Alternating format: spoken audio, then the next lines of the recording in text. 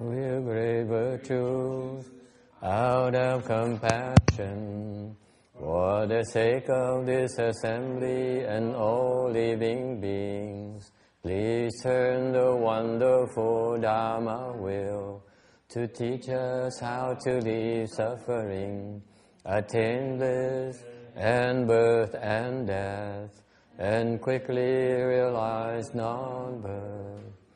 Cung thính đại đức tận thịnh, vì thứ pháp hội cập nhật thiết chúng sanh, thịnh chuyên diệu pháp luân giáo đạo ngã môn, như há liêu sanh tử Phật tự đi khổ đạc lạc, tất chứng vô sanh. Homage to the blessed, noble, and perfectly enlightened one. Namo Saranto Suche Doye Ola Hadi San Miao Samputo Xie.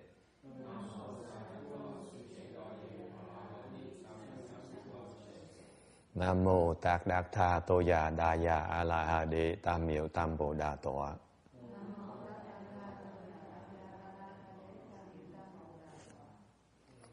The unsurpassed, profound, subtle, and wonderful Dharma in 100,000 million aeons is difficult to encounter.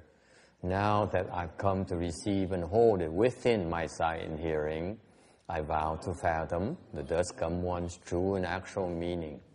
Wu shang sheng sheng wei miao fa, bái chế hoàn chế nan zao yu, wo jin jian wen de shou zhi, yuan jie ru lai zhen shi yi. O Buddhas and Bodhisattvas, Venerable Shenhua, Venerable Bhikshunis, all good known advisors, Amitabha. Chư Phật Bồ Tát, kính thưa Hòa Thượng Tiến Hóa, kính thưa quý vị sư cô và quý vị thiện tri thức A Di Đà Phật. Chúc Phật Bồ Tát, sư phụ sang人,各位比丘尼，各位善知识，阿弥陀佛。We are on slide 306 of the Amitabha Sutra. Is no updating? Okay. You have to adjust again.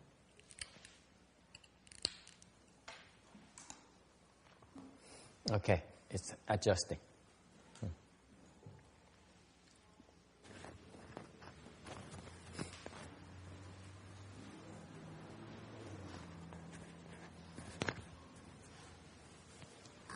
Are you okay now? 306? Okay, very good. Đấm 106 của Kinh Phật Thuyết A Di Đà. I just went to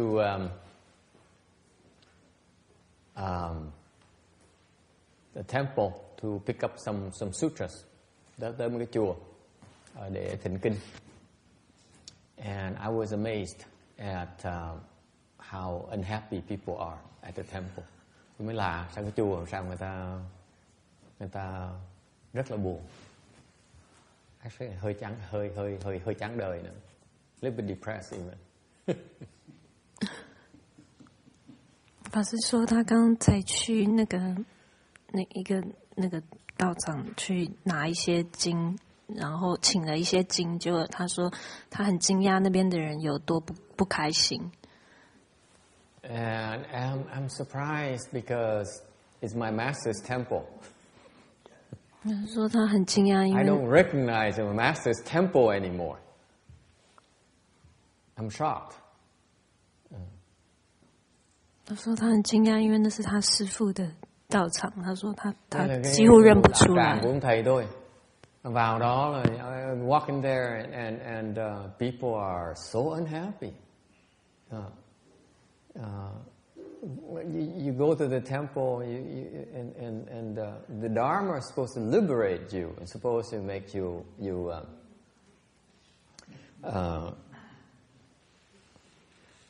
become a better person, and yet you resent the temple.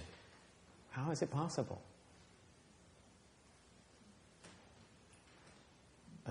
Tới một cái đạo tràng là cái pháp á, là tìm cái pháp để mà giúp mình được cái giải thoát, giúp mình sống nó ý nghĩa hơn, có giá trị hơn. Còn tại sao mình tới mình bị đàn áp, bị kiềm chế, sao có chuyện lạ vậy được? Huh? How is it possible? And you know what I heard? I heard during the lunch, we were there during the lunch hour, what Dharma was being talked about. Trong lúc đó tới đó là họ đang dùng trưa, thì tội lắm, người ta phải để ra bỏ bữa trưa ra đưa kinh cho chúng tôi. Thì nghe cái pháp đang nói là gì? What Dharma was being talked about, you remember? Not my master's Dharma. 是说他在那边的刚好是他们午斋的时间，然后他说他们在讲的法不是他师父讲的法。At least before when I was there, we listened to his tape, and people don't appreciate the value of his tape. His tape, he's speaking Dharma, whereas nowadays I don't know what he's talking about there anymore. I don't recognize the temple. I'm so disappointed. 是说至少以前是听那个录音带，但是现在是不知道他们在讲什么。At least there used to be a Dharma that can teach people and help people. Now I don't know what kind of Dharma they're practicing there anymore. It's terrible. Is that what it's becoming? Anyway, none of my business. I'm just surprised that things can turn out that way. 306. There's a question. Why are there no evil paths in a Western bliss Pureland? Câu hỏi là tại sao ở trên Tây phương Cực Lạc không có tam ác thú? We went over this, right? We went through it before? Yeah. 五逆十恶, I remember. I don't think we're done with that. Oh, okay. We went halfway, I think. You're right. I now remember. I was about to speak from the beginning, but actually you went through halfway. We still didn't talk about the rest of this slide. 所以上次讲到那个为什么没有这个恶道在西方极乐世界，然后我们讲了一半。Okay. Why are there the three evil paths? The three evil paths are there as a service to the community.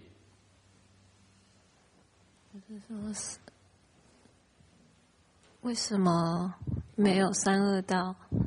Try to translate that. 因为三恶道会存在，是因为 serve the community. 因为可以，是为了主持社会的正义啊，是为了服务社会，是为了服務社會哦。See, I thought that's something you didn't know that I would know. Tại sao có cái tám ác đồ? Tám ác đồ là để phục vụ cho xã hội. Why is that? It's the place where we put the undesirable beings to teach them a lesson. 为什么呢？因为这就是我们会把这些非善类的人去的地放在那里，给他们一个教訓。Phục vụ xã hội là sao? Là cái chỗ mà để những cái người mình không thích đó, mấy người tầm bậy mình nhốt ở đó, gửi cho nó qua cái tám ác thú để cho nó học đại học, nó trả cái nghiệp của nó. Okay, and there is none in the Western bliss Pureland because people are good people, only good people there, good thoughts there, good conduct there. There's no evil conduct. 在西方极乐世界没有三恶道，就是因为那边的人都是好的人。Tại sao bên kia không có cái ác thú? Không có ác thú tại vì cái người ở Tây phương cực lạc họ đoàn là tốt hết, không có làm gì bậy hết đó. They do nothing wrong. They're free from greed, they're free from anger, they're free from stupidity. 他们没有做，他们都不会做什么坏事，因为他们都没有贪嗔痴。Thành ra bên kia họ không có cái tham ác thú tại vì họ không có cái tham, không có sân, không có si. You know that the hell is a place where they are created so that we can take care of people who like to get angry. 他说：“你们知道有地狱，为什么会有地狱？就是因为要给这些常常生气的人。Chẳng như địa ngục là cái chỗ mình tạo ra để cho mình có thể nhốt mấy cái người chuyên môn thích giận. Okay? Or the people who are truly evil, they do things like the 5 rebellious offenses, the 10 evils and stuff like that. That's where they're destined to go. 或者是给这些造忤逆12的人。Thành ra cái địa ngục là chỗ mà những người thích giận để nhốt mấy người đó, hoặc mấy người thích làm cái ngũ nghịch, hoặc là thích làm thập ác sẽ đọa địa ngục. Okay. Whereas the hungry ghost is a realm where you are created to accommodate the people who are greedy, who are stingy, who are jealous.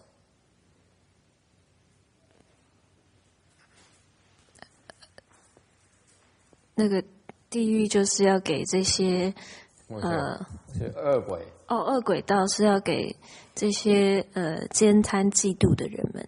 Còn cái ngạ quỷ á, là để cho những người mà tính tình tham lam, ích kỷ, bủn xỉn, mà hay ganh tức. Okay. Whereas the animal realm causes our stupidity and darkness of the mind. 那这个会有畜生道呢，是因为愚痴暗昧造成的。Thành ra và cuối cùng là cái ác thú, cái súc sanh là cái cõi mà để cho những cái người mà thích làm chuyện vô minh, làm chuyện ngu si, làm chuyện tối tăm. Okay.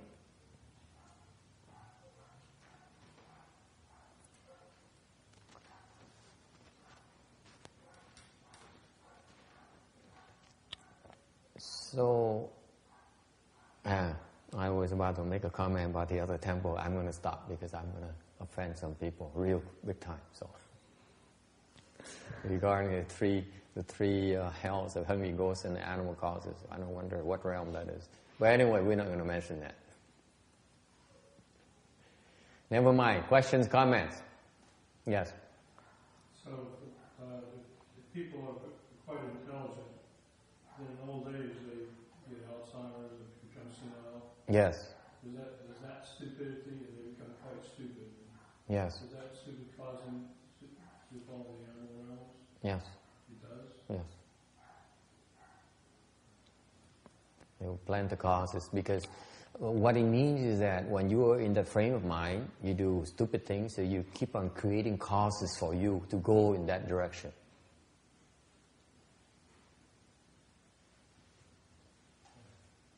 Okay, that's karma you're creating. That's the kind of door you're opening. That's the kind of direction you're gravitating towards. So it's better to die earlier than to go. Sometimes you don't have any choices. Sometimes it's the nature of your retribution. It's time for you to fall into the animal realm.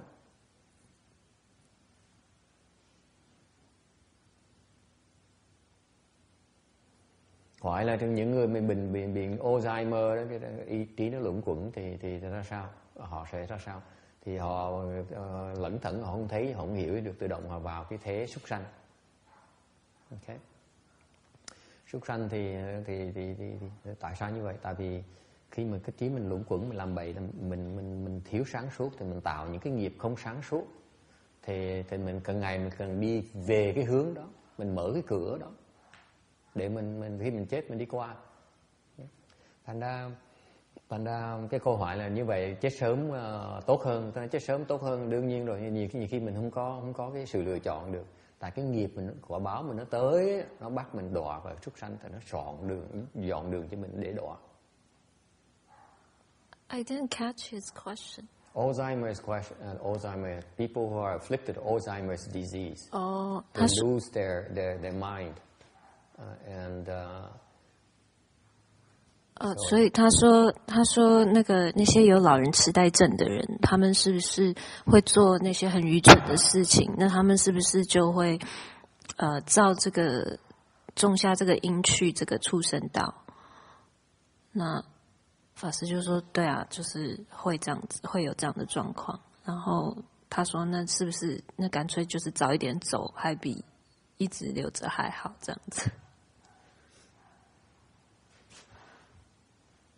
But they have no choice. It's the nature of 是他们的果报，所感到的果报，是应该多助生去，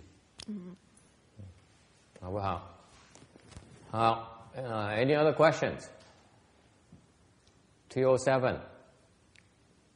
There's an anecdote on hungry ghosts. Two hungry ghosts. 这是关于恶鬼的故事，有2个恶鬼。Có hai cái chuyện là ngạ quỷ, hai con quỷ đói. They're seeking for food together and they find nothing to eat. 他们在找食物吃，但是都找不到。Hai người đi kiếm, hai con quỷ đi kiếm đồ ăn với nhau, mà kiếm hoài không ra. So they decided to separate at the city gate and agree to meet at the gate as soon as they can find some food. 所以他们决定在这个城门的那边去，分头各自去寻找，然后再回来在城门碰头。Thành tụi nó hai đứa nó mới quyết định là thôi mình chia tay đi, tại hai đứa mà đi kiếm đồ ăn chung với nhau không có kiếm là được, chắc hên hơn mình chia tay ra, một người đi kiếm một ngả, xong rồi khi nào có đồ ăn gặp lại với nhau. So one enters the gate, one stays outside of the city walls. 所以一个恶鬼就进城去了，一个留在外面。Thì một cái con ngạ quỷ, một đứa ngạ quỷ nó vào trong thành phố nó kiếm đồ ăn, còn đứa kia thì ở ngoài cái thành phố, ngoài cái tường, ngoài cái thành quách để nó kiếm đồ ăn. Cái người ngạ quỷ, cái đứa ngạ quỷ mà kiếm đồ ăn ở ngoài nó kiếm ra, thằng cuối cùng nó tới trước cái cổng nó đợi. So the outside, the ghost who's looking outside, looked everywhere but found nothing. So he decided to wait for his buddy at the gate. 所以这个留在外面的这个恶鬼呢，他找了很久，什么都没有找到，所以他就最后就想说，好吧，我在这边等我另外一个人出来好了，另外一个鬼出来。The ghost who was looking for food inside of the city gates, he found 2 drops of rectal pus. He eats some greedily, and then he was very, very happy to be able to find some food to eat and return to the gate. 在里面的那个恶鬼呢，他找到了 I don't know what's that. Somebody help her out. What's rectal pus, John? No habla inglés. Habla inglés. I think I kind of know, but I don't know how to translate. You know what rectal is? Yeah. Okay, well, you know what a pus is? Not really. A pus is when you have a wound that becomes yellowish. That's a pus right there. Okay. Okay. So you know. It's kind of fatty acid. It's kind of fatty stuff. 那我要怎么办？是脓吗？是脓，对不对？就是脓。But it kind of yellowish. The pus is kind of yellowish. 对啊，他应该说是痔疮。哦，好了 ，anyways，然后就说，反正他就找到，对，他就反正找到2滴那个脓疮，他就吃掉了，然后就非常高兴，然后就回到外面了。Thì cái đứa quỷ mà nó vào trong nó kiếm đồ ăn á, nó kiếm được hai cái giọt của cái nhọt ở trong cái hậu môn đó, nó chảy ra, đem 2 cái nhọt đó, nó mừng quá, nó ăn ngon lành dễ sợ lắm, ăn một cách ngon lành, xong nó trở về lại cái cổng, nó gặp người bạn. So he asked outside ghost, how long did you have to wait for me? 所以他就问那个在等他的另外一个恶鬼说：“你等我等了多久了？” Thì nó ra gặp cái con quỷ mà kiếm đồ ăn ở ngoài, nó hỏi là đợi tôi bao lâu. The other guy replied, I saw the city destroyed 3 times, rebuilt 3 times, waited for many years and many months. So I was so hungry that my 7 orifices bled, but I still did not die.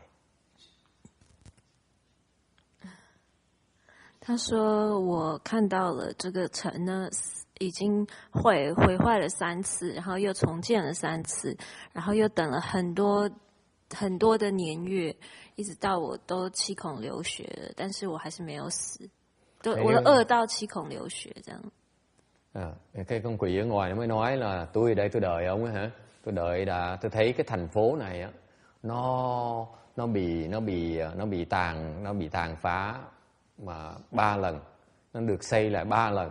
Tôi đợi lâu không thể tưởng được, ngày tháng. Đến cái độ mà khi đói đến độ mà 7 cái lỗ của tôi đó, nó đều chảy máu hết mà tôi không chết. The kind of suffering they have to go through every day. 这就是他们要受的苦，每天要受的苦，这样的苦。Cái cuộc sống của ngạ quỷ nó khổ như vậy đó quý vị, khổ sở không thể tưởng được.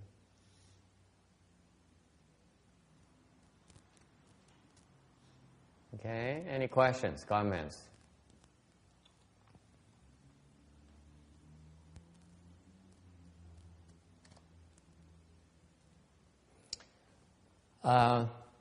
The birds in the Amitabha Buddha's Pureland. 在阿弥陀佛的国度里面有鸟。And since the first vow, his first vow says that my Buddhaland will have no 3 evil paths, and yet birds are part of the animal realm. So, fearing that we skepticals will have a problem with that, he explained the birds are really not born from offense retribution. 他说他的第一个愿里面有讲说，那个净土里面没有3恶道，但是就怕说我们会怀疑说，那为什么会有鸟呢？所以他就解释说，这个鸟呢不是从这个不是因为恶业而生的。Thì thấy trong kinh nói là có những con chim nó đang hát líu lo và đang diễn pháp, nói pháp. Thì trong cái đại nguyện thứ nhất của ngài A Di Đà Phật á, nói rằng là cái Phật độ của ngài, tịnh độ của ngài không có cái tam ác đồ. Thành sợ là những cái người mà đa nghi đó sẽ hiểu lầm. Thành mới giảng nghĩa rằng những con chim đó thiệt ra không phải là chim thiệt, nó sinh ra để mà chịu cái quả báo. Mà tại vì nó thiệt ra là ngay trong cái đó nó không có tam ác đồ, trong cái tịnh độ đó ngay cái tên của tam ác đồ cũng không có nữa. So unlike our world where there are birds and animal realm, in that land there's no 3 evil paths. Even the name of 3 evil paths does not exist in the vocabulary. 所以不像我们的世界有畜生道。在那个西方极乐世界是没有3恶道的，甚至没有这个词汇。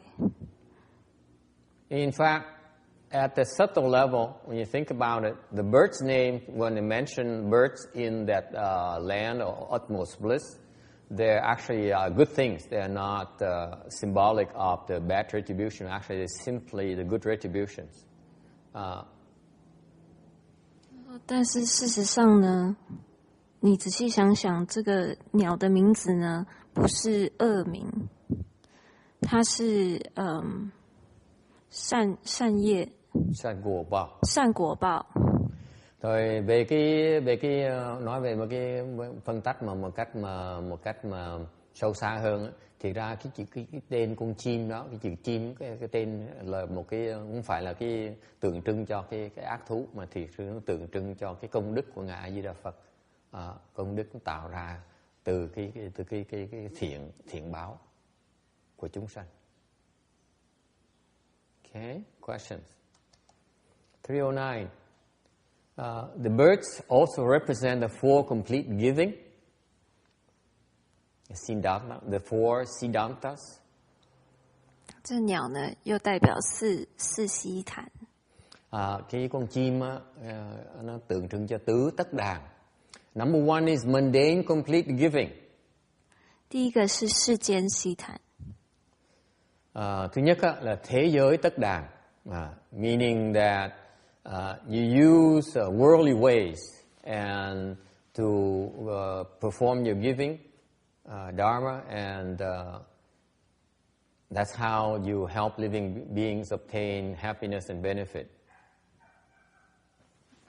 所以意思就是说，你用世间的方法去帮助、去给予跟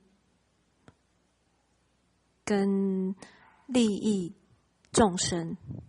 Thì cái thế giới tất đàn là sao? Thì cái phương pháp này là mình dùng những cái thế giới pháp, những cái pháp của thế gian để mình làm bố thí. Làm như vậy để giúp chúng sanh đắc được khoái lạc. And so in this case here, the Buddha knows that we're living beings like birds. And that's why he created the birds, to make us happy. That's an example of mundane complete giving.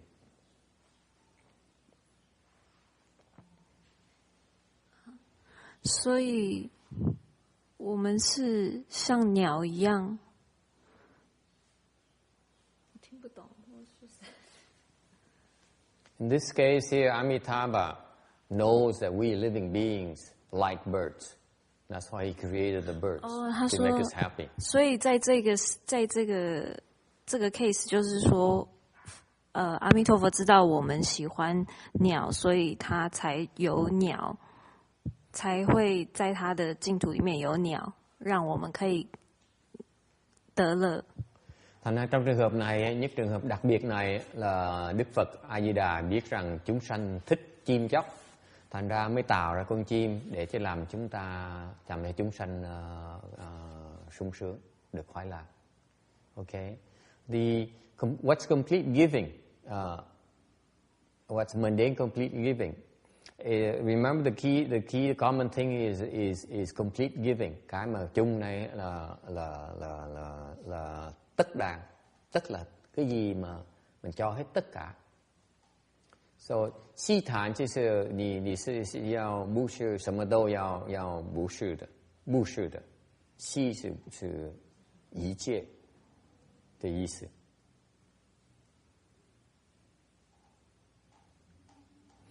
So in your giving practice, okay, you will utilize all the worldly means at your disposal to give, to practice giving. That's what it means. 所以在你的布施里面，你要用所有世间的东西或者是方法来施. Tất đàn là tất cả mình bố thí cho tất cả gì mình có để mình bố thí hết. Tất cả những cái gì mà trong thế gian mình có, mà thế gian mà chúng sinh có thể thích, mình sẽ sẵn sàng bố thí hết. Okay, any questions here?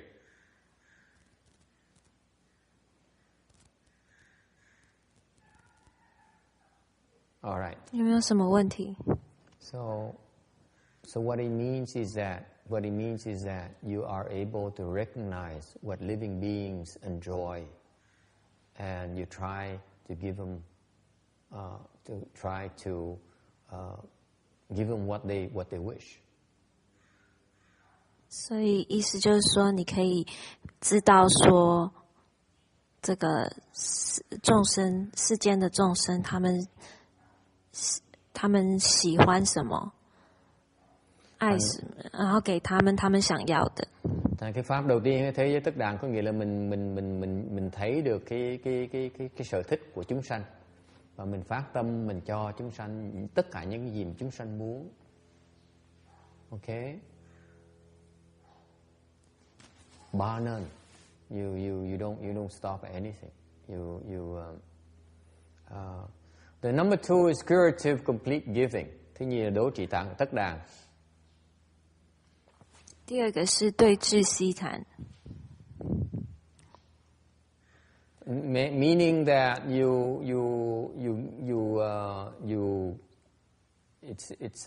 do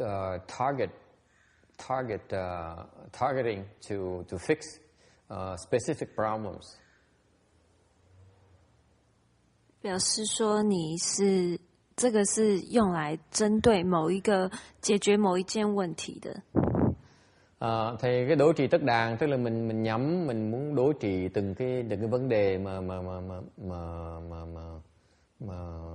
đặc biệt. For example, here in this case here, the birds can speak Dharma, speak very profound and wonderful Dharma, and therefore we cannot living beings then cannot possibly look down upon them. 所以在这里来说，就是这些鸟呢，它们可以说法，所以呢，那边的众生不会轻视他们。And therefore they will not give rise to lowly thoughts, of contempt like that. It will bring upon them the retribution for the animal realm, and thus this obtains the eradication of the evil benefit. 所以。因为他不会轻视他们，所以自然而然的他们就没有这个造业。Thành ra con chim á, nó có thể nói pháp, nói rất pháp nhiều vi pháp. Thành ra bởi vậy chúng sanh nhìn thấy con chim không thể nào khinh thường con chim được. Nếu không có được cái tư tưởng khinh thường súc sanh như vậy thì sẽ không tạo ra cái nhân để bị đọa vào cái cõi súc sanh. Thành như vậy là một cái cách gián tiếp mình tạo cái môi trường để cho mình không cho mình diệt cái ác của cái súc sanh thú. Okay. Number 3, universal complete giving. 第再就是各个为人悉檀。Thứ ba là các vi nhân tất đàng.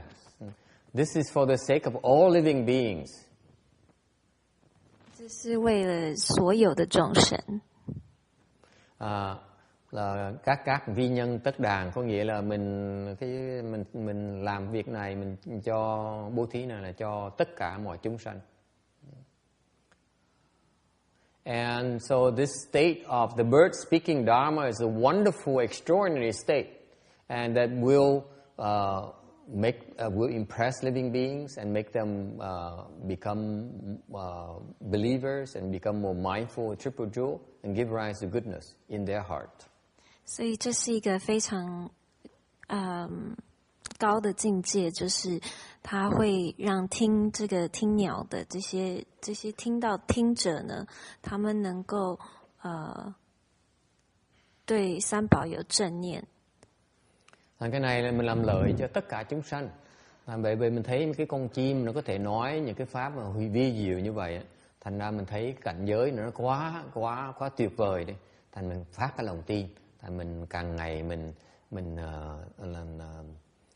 chánh niệm về Tam Bảo và mình sanh cái thiện trong cái tâm của mình. Okay. Number 4, primary meaning complete giving. 第四是第一义悉檀。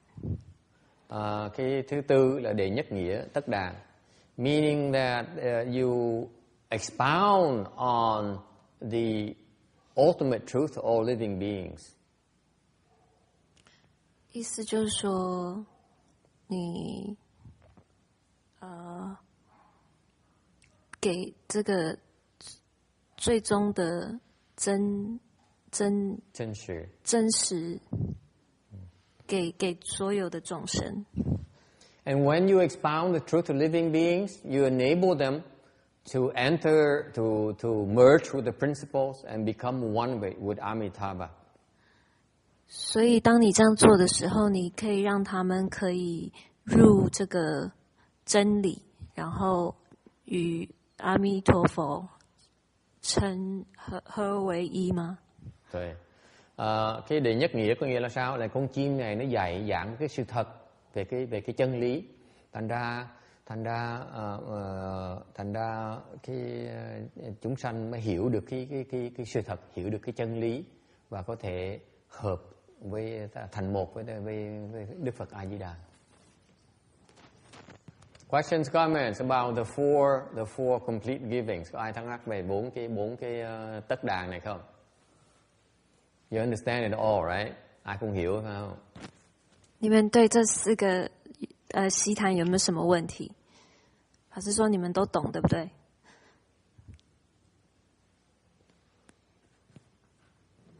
No questions?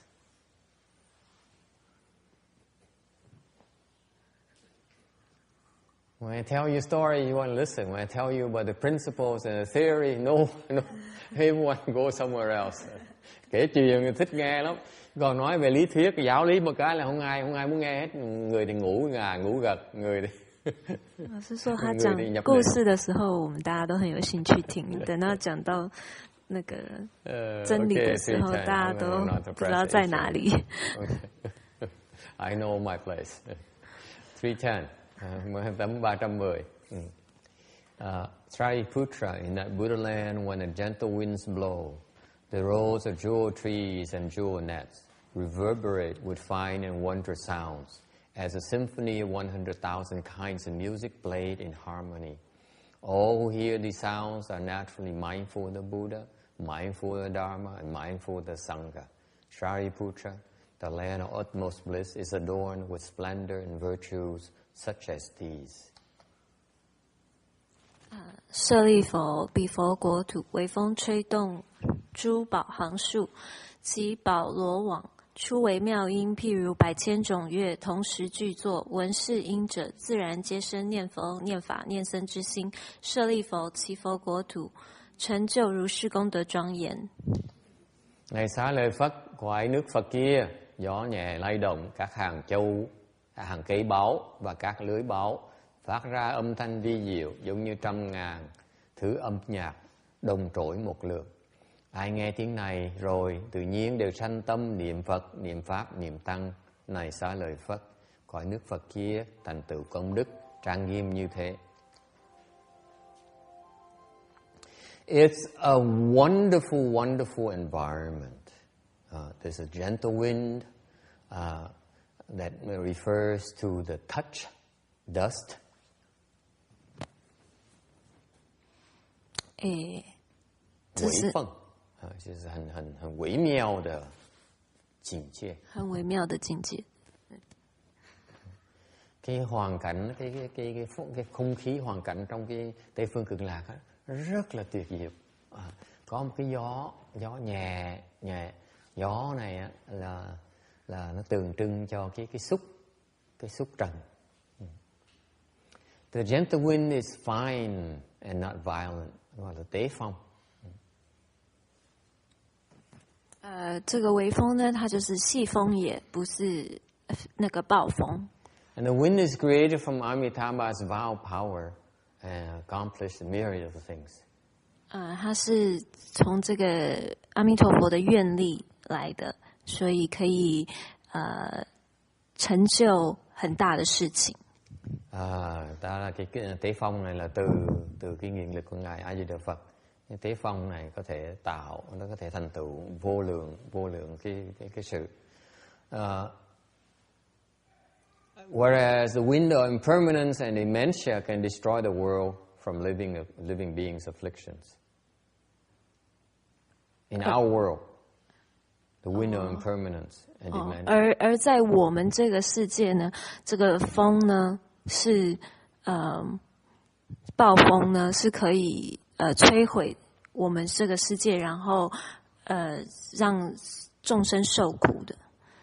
Ngược lại trong cái thế gian, trong cái thế giới mình Staba này, những cái gió của cái vô thường, cái gió của cái điên cuồng nó có thể tàn phá cái thế giới này và nó trỗi từ, nó khởi từ cái chúng sanh, cái phiền não của chúng sanh. So the superior retribution of this gentle wind in this environment here is from the mind being pure and honest, simple and kind and good.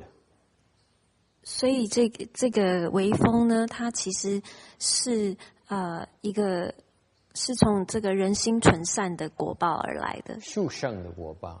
殊胜的果报，殊胜的果报。是从人心的很纯善而产生而来的。这个是怎么念呢？厚，对不对？纯哈。OK 好，纯，谢谢。Cái quả báo nó thù thắng này là từ cái tâm thanh tịnh, tâm thành thật, gọi là thẳng thắn và tốt.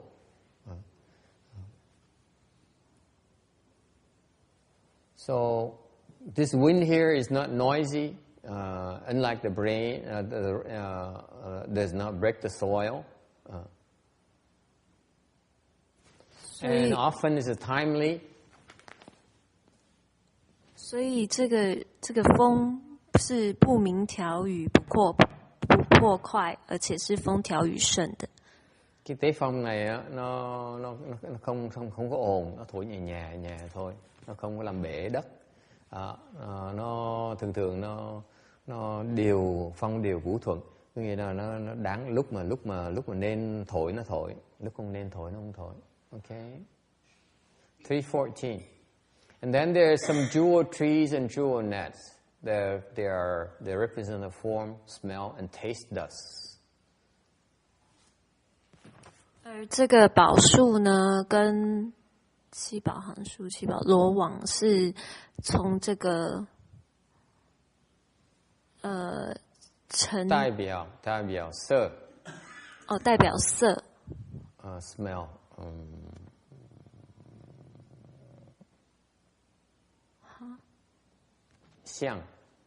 香跟味的尘，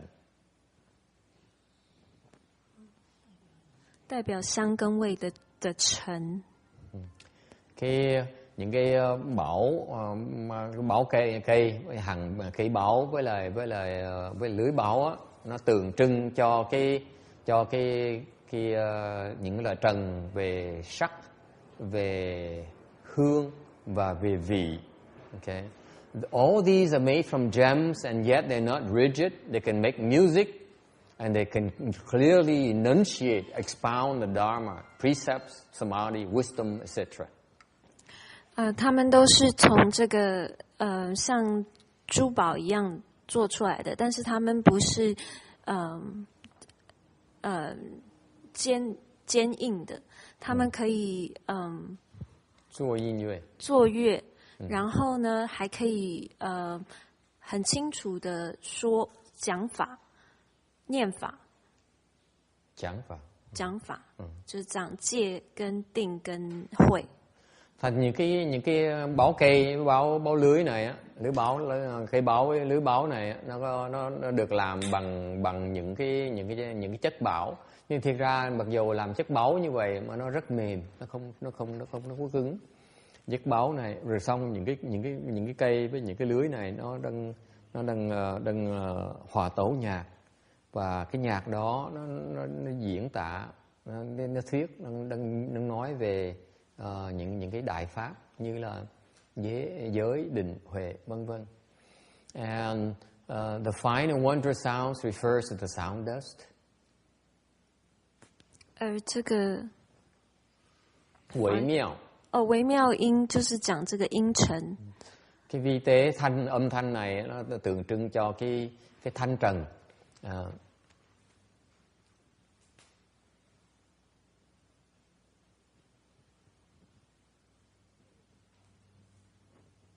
And all above then will accrue into the form of mind dust and all our dependent retribution dharmas. 这以上呢 they're gathered in by the mind. 都是由你的性所摄的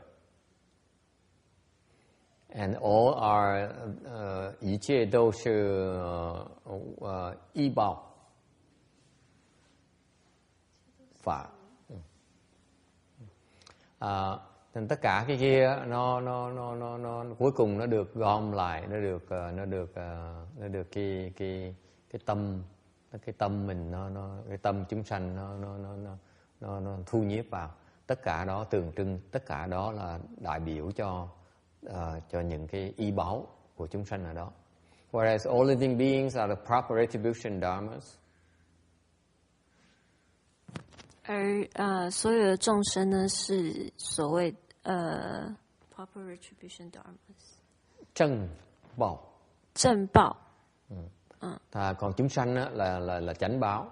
And both of them, retribution and both all retribution are simply the substance of Amitabha's three bodies: Dharma body, reward body, and transformation body, and his four virtues of permanence, bliss, purity, and true self. 所以他们就其实就只是 substance 是阿弥陀佛的体。阿弥陀佛的体。三个三身，法身、报身、因身，跟四德是常、乐、精跟真我。常乐精真果。Speaking Dharma, here in this land here, both non-sentient and sentient beings speak Dharma. 说法就是所有的non-sentient， 所以什么那个叫什么？Non-sentient 是非中不是sentient是。Sentient are 有情，有情有情 sentient， non-sentient are 无情。有情跟无情，情感的情。有情跟无情，有情跟无情的众生说法，对。And they must make us naturally mindful of triple jewel. 让我们自然而然的就对三宝有正念三宝。Tụi hữu tình với vô tình đó, những cái nhóm đó đều nói pháp gì, nói nó Phật pháp và làm cho chúng ta sinh cái chánh niệm cho với tam bảo. Okay, any questions? Yes. What's the example of a non-sentient being that's speaking Dharma? Tree? Yes. There are others? Nets? Yes. Are beings? No, the nets, fish nets, the nets. Net is not a being; it's just a net.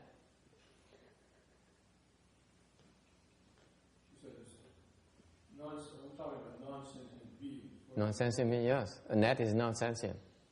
But it's a being. I don't get it. The net can speak Dharma. The net is non-sentient.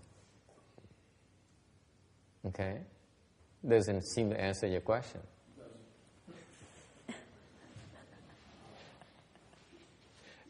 I'm giving you a hard time. 他是问说，他要一个例子，就是无情的众生是怎么样可以说法。那法师说，那个网就可以说法。他说，但是网不是众生。There's two wonderful, wonderful states. The sutra referring to that probably a little bit beyond your comprehension. First of all, they spell out the fact that the birds and the trees and the gnats actually emit sounds. They produce music, and they even produce sounds, and the sound actually speak Dharma. 他说有这个经文是在讲两个很不同的这个境界，是这个鸟跟树跟网子可以说法，他们可以有声音来说法。Cái cảnh giới này rất đặc biệt mà quý vị không để ý đâu, không hiểu đâu. Tại vì như vậy, thứ nhất á, trường hợp thứ nhất á, là những cái con chim, những cái cây, những cái lưới đó, nó đang tạo những âm thanh đó nó hòa tấu với nhau như là nhạc vậy đó. Âm thanh nó nghe hay như nhạc vậy. Đã không những hay như nhạc không, mà nó còn cái âm thanh đó nó đang nói pháp cho mình nghe cái âm thanh bỗng nhiên mình hiểu những pháp đại thừa. Let me restate again. When you listen to this music, the sound being produced by these trees and nets, naturally, from the sound, you hear the Buddha Dharma. 所以我再说一遍，当你听到这些声音，这些树跟网子所制造出来的声音呢，你就是在听到佛在说法。Cái âm thanh đó nó tạo ra, bỗng nhiên mình nghe, bỗng nhiên mình thấy đó, cái âm thanh đó là đang nói về cái pháp. Đang nói pháp. That's the one aspect. The other aspect is that all the 10,000 Dharma speak Dharma. 那是讲其中的一个境界，另外一个境界就是所有的10000的法门也都说法。Hơn nữa, cái vấn đề khác nữa là vạn vật ở đó đều đang nói pháp. So, what does it mean? What does it mean that 10,000 Dharma are speaking the Buddha Dharma? Đó, nếu người ta nói cái câu nói là vạn vật đang giảng Phật pháp, nghĩa là sao? 是什么意思呢？ What does it mean?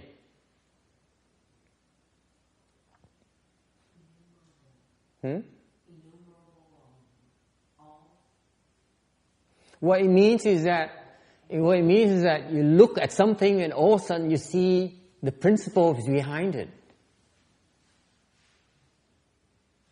Let's say you see the Dharma, the Buddha Dharma behind all these events, all these occurrences, or all these insentient things. You look at the bowing cushion and say, oh, that's the Buddha Dharma. That's the Dharma behind the bowing cushion. Okay? That's what it means. 意思就是说，当你看到这些东西的时候，你自然而然的就了解这个佛法后面的真理。Cái chuyện này, cái này tế nhị, quý vị phải để ý cái chuyện này. Tại vì khi mà nói pháp thì là sao? Quý vị nhìn bất cứ những cái sự kiện xung quanh đó, chuyện nó xảy ra, bỗng nhiên mình hiểu pháp, mình thấy được cái Phật pháp ở trong.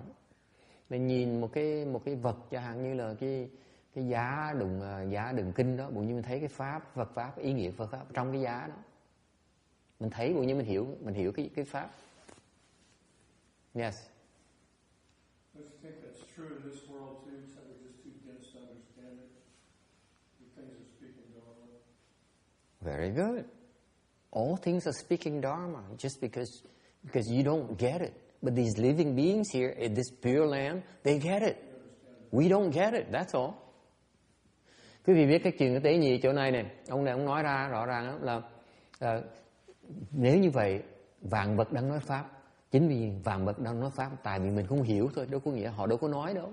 Anh nói tôi nói đúng, tại vì ở Tây phương Cực Lạc á, họ có phước hơn mình, thành ra họ nhìn vạn vật họ hiểu được cái pháp. Còn ở đây mình phước mình ít hơn, thành mình nhìn vạn vật mình không thấy cái pháp gì hết, mình chả hiểu được.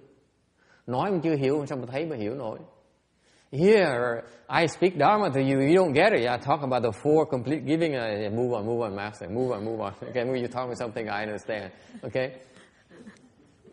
So here, people are dense. They don't have the blessings. They don't have the wisdom.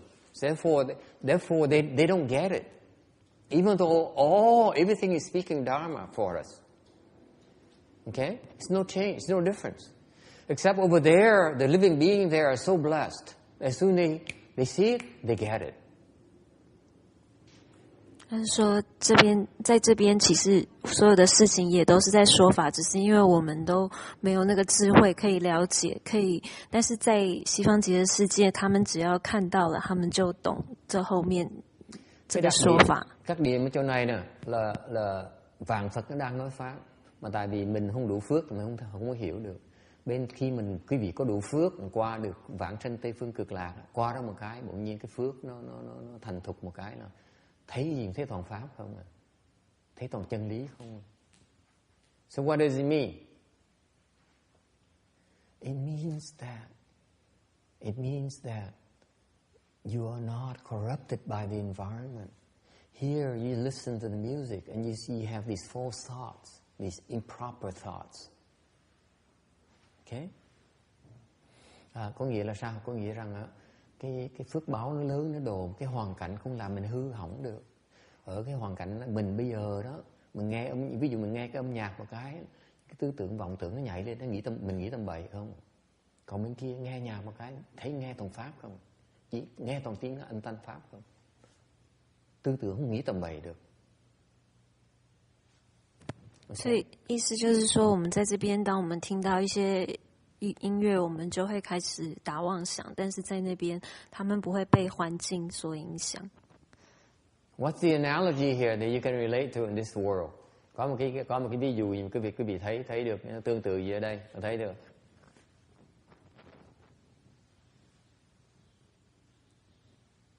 Okay, like you join a cult. We talk about a cult here on the way to the other temple.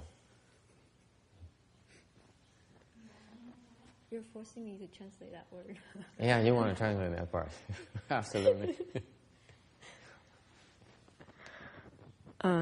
法师说，我不会translate这个 word。他说讲一个我们可以感同身受的一个例子，比如说你参加了一个 cult. What's cult? 什么团体啊？我不知道，怪教。佛教也有。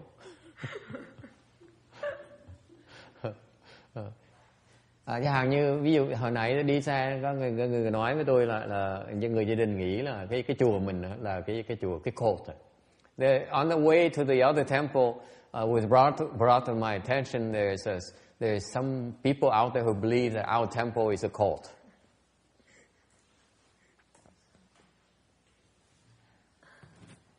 法师说，我们在去另外一个道场的时候，老师发现说，有人觉得我们这个。You wouldn't think I would dare talk about these issues, eh? We are a cult. Actually, people really believe we are a cult because they look at their loved one and they come back and say, "You've changed so much, and now you're so different. You don't care about the worldly things anymore."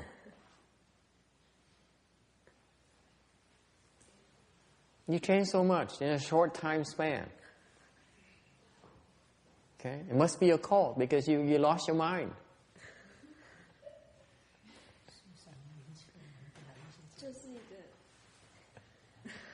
我不会解释，我不知道就是一个参加那种怪教。然后法师说， I don't know. You have to look it up. I'm not a translator, remember? I don't know. So, I use that extreme example to tell you, so we are a cult.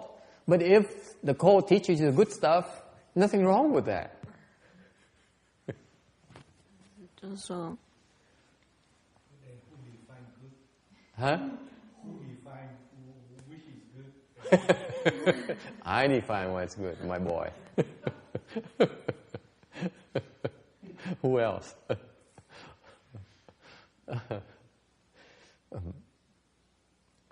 My point being that in the cult environment, no matter what they tell you, you think it's good. Okay, you see good things in there. Okay, for example, the master says, you should give me all your fortune, sign over your house and your money and your bank account to me. And you say, yeah, that's very good. Please take my money. Please take my wife. That kind of thing. Take your wife? I mean, my money. Let's not go too far. And all of a sudden, you look at that, and guess what? Amy says, oh, that's giving. That is true giving. What's wrong with that? See, you see Dharma in that. You see true Dharma in there. Okay? So that's the analogy. That is, somehow your blessing is such that you, instead of being suffering a loss, you willingly give it away. Okay? That is giving right there. John says, huh? Let me think about this.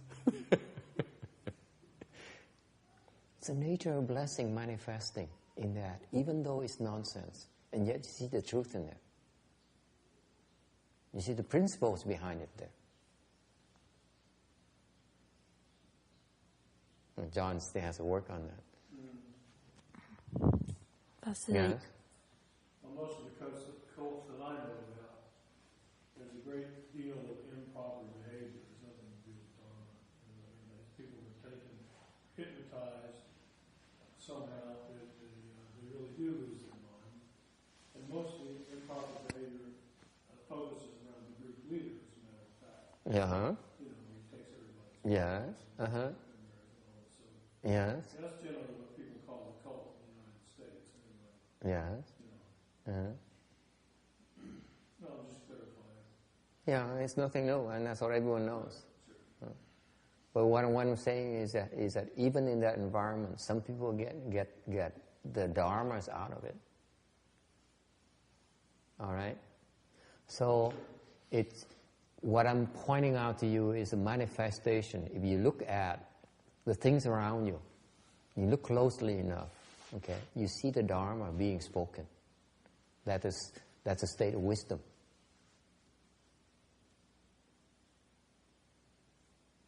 You see principles behind it.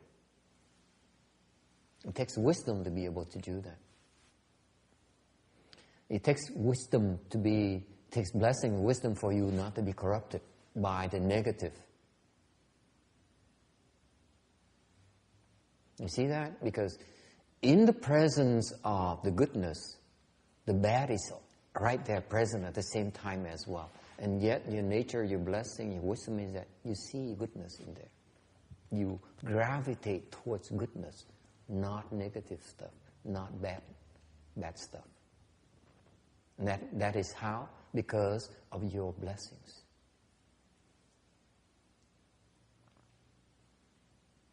法师的意思就是说，不管在什么样的环境里面，那法师刚刚讲一个例子，就是说，比如说他讲说，你们必须要你不管在什么样的环境里面，你看到的你看到不管他那个法是什么，但是你可以了解它后面的意义是什么。那你们如果有福报的话，你就可以。迷信 called is 迷信 I think. 迷信吗？迷信是 superstitious， 迷信团体，可能吧？可能啊。I don't know. I think there's a specific term for it. I just don't know what it is. 对，就是说，因为就是说，有人觉得我们这个是一个怪教，就是好像你被吸进去以后，你就会去做一些很奇怪的事情。但是法师的意思就是说，但是我们是 I don't know how to explain， 就是我们不管是什么样的教，什么样的环境，你在里面你可以看到法师讲的法的后面真正的意义是什么。Thật ra cái lý do mà chúng sanh mà nghe được cái pháp trong những âm thanh, trong những cái sự dữ kiện đó là tại vì cái phước họ lớn quá này. Thành ra họ thấy được cái chân lý, họ thấy được cái hay. Tại vì trong cái hay nó có cái dở, nó có cái xấu, trong cái tốt nó có cái xấu. Mà cái phước là hay, cái đặc tính của cái phước đó là cái phước cho họ thấy được cái hay mà họ không bị cái xấu nó làm họ đổi ý, làm họ chột lòng. Okay. Cái đó là nói quý vị biết là ngày hôm nay mà quý vị lý do mà quý vị mình có cái vọng tưởng, mình có những cái sự khổ sở là tại mình chưa đủ phước.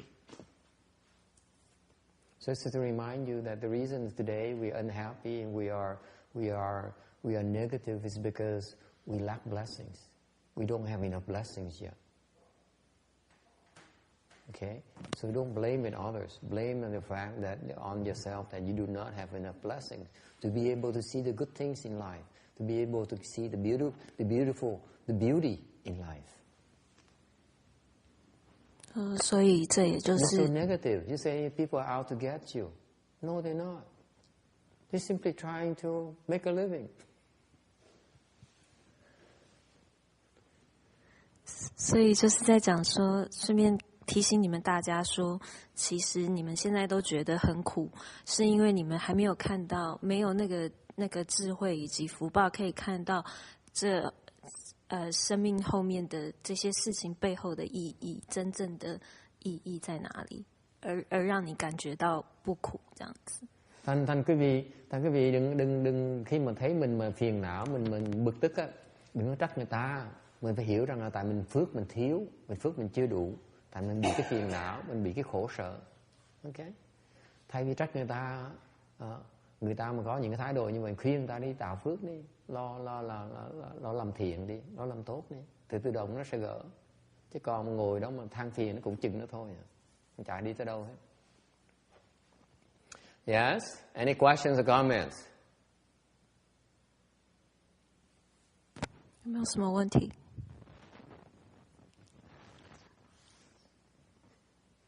And so anyway, in this environment here, it is so wonderful that you cannot help but because you're constantly reminded of goodness. There's no evil at all thought that crosses your mind. And naturally your mind becomes naturally mindful of the triple jewel and become and merge with the goodness in the triple jewel. It's important to hear, the point here is the environment is very important. If you choose a proper environment, you naturally absorb the goodness of the environment. Alright? That's the key here. You better choose your environment, choose your friends very carefully. 所以重点就是在西方极乐世界这个环境里面，你自然而然的，因为这个环境自然而然让你会对三宝有正念，所以重点就是在这里呢，你们要选择你们的环境是很重要的，你的朋友跟你身旁的人。Thành ra cái quan trọng ở đây là cái quan điểm ở chỗ này là cái hoàn cảnh nó rất quan trọng quý vị. Trong cái Tây phương cực lạc, cái hoàn cảnh nó tốt quá đi, nó quá lý tưởng đi. Thành mình tới đó nó toàn là chuyện tốt không, mình thấy toàn cái tốt không, mình thấy được cái xấu nữa. Âm thanh nghe được âm thanh xấu nhìn thấy được cái gì xấu hết á. Tư tưởng có gì tư tưởng bậy bạ hết á. Thành ra cái hoàn cảnh hoàn toàn nó tốt như vậy á. Thành mình tự động cái người mình á, cái người mình nó phát triển về thứ tốt, về cái phía tốt. Mình phát triển về cái thiện. Mình tin vào cái thiện, mình tin vào tam bảo. Mình trở thành thiện luôn. Không còn cái xấu nữa. Ok? Ta phải chọn cái hoàn cảnh phải cẩn thận. Phải chọn bạn bè mình cho cẩn thận. Thành bởi hồi nãy tôi mới nói là tới một cái chùa mà cái hoàn cảnh làm gì đến tạo mà cái tinh thần người ta, đến tồn người ta mà depressed như vậy, thì nó vô lý dễ sợ. Nó vô lý không thể tưởng, tôi không chấp nhận được cái chuyện đó. That's why earlier, it brings back to the point I made earlier about the other temple, where I go to the temple, I see people getting depressed. Going to the temple to get depressed. Doesn't make any sense to me at all. It is against the purpose of what the Dharma is about. Something is wrong. 所以讲回刚刚之前法师讲的，就是说他到另外一个道场看到里面的人是很忧郁的，他就觉得是表示说这个环境是不是有什么问题，所以让他们都变得很忧郁。The Dharma is not supposed to be oppressive. Cái pháp á, là không phải để mà đàn áp. 那个法不应该是让你们使你们变得忧郁的。The Dharma is supposed to liberate you from your own personal constraints. 应该是要帮助你离苦的。Cái pháp á, nó phải giúp quý vị giải thoát cho ngay cái cá nhân quý vị luôn đó. Giải thoát cái luẩn quẩn của quý vị đó.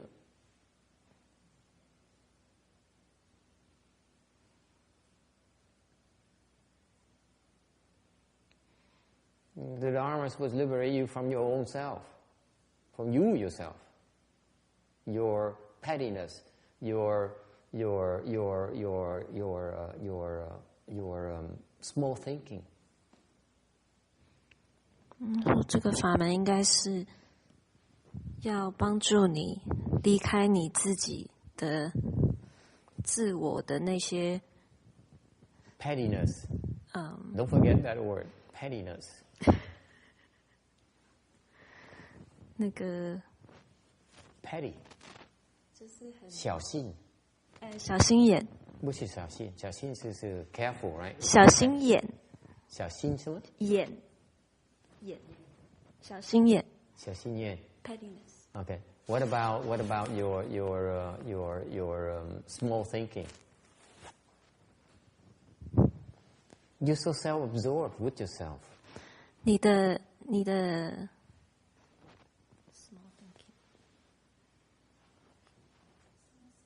I'm trying to learn this, how to express in Chinese, so that's why I'm listening very carefully.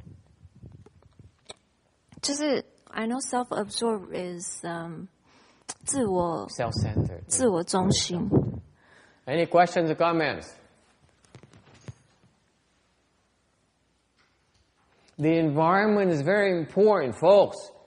I'm telling you that because I'm not talking about from the temple perspective. I'm talking about your own home. What kind of home are you providing to your family?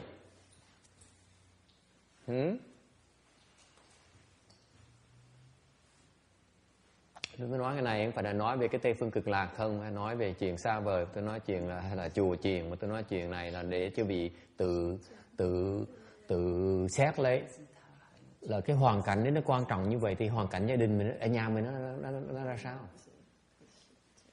Ok, mình đang tạo cái hoàn cảnh gì ở gia đình của mình đó, ngay nhà mình đó, hoàn cảnh mình ra sao? Alright, yes. 要不要翻译？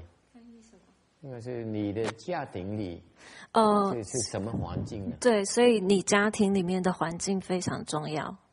你们要注意你家里面的你制造出来什么环境。That's right. Don't you agree, Danny? You know, if you have to go home where you feel like you belong. You feel like it's where you can grow and you can prosper and you can be yourself.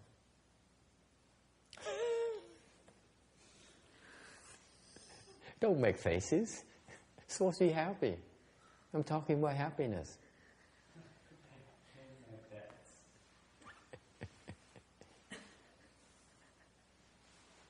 Okay, so you bring the kind of energy to dissipate the negative. You dispel the negative. 你们要能够去除那个负面的影响。Okay, you dwell on the positive yourself, so that when the negative energy comes, you dispel it. You push them back. This is very important. You need to fend for your family. 你如果就是你要积极正面的这样子，当负面的事情出现的时候，你可以排除它。Cái chuyện đó nó quan trọng lắm quý vị ạ. Tại vì mình phải có cái sức để mình giữ cái chỗ của mình, giữ cái gia đình của mình. I will give an example. I don't mean to brag about it, but that's kind of embarrassing as well. So I'll tell you the embarrassing part as well as the good part. Okay. Đôi cái chuyện này nhiều khi nói hơi có vẻ có thể khoe khoang, hoặc có thể là có phần khác có thể gọi là khoe khoang, còn có phần khác có thể gọi là nó hơi mắc cỡ đi. I remember as most of you know, I live under the auspices of my brother. He gave me a room to live in his house for several years now. Chắc nhiều người quý vị biết, tôi sống ở nhà hiện cái chỗ tôi ở là tôi ở đợi người em của tôi. Cách đây mấy năm nó thấy tôi không có chỗ nương tựa, thành nó cho một cái phòng, mua cái nhà cho cái phòng để mà ở. 法师说，他举一个例子，他说你们大家都知道，说我是住在我弟弟的家里面，他给我一个房间住。And he supported me in my cultivation. 然后他 So he gave me whatever I needed to cultivate. 他支持我的修行。 Thành ra cái người em tôi đội ơn người em tôi là lúc tôi cần thì ổng cho tôi một cái sự nương tựa, cái phương tiện để mà tu hành mà mấy chùa chiền không cho được. And when he got engaged with his fiancée, I remember her walking into the house one of these days. She opened the door, following him, and the first thought she looked at him and says, "What a parasite."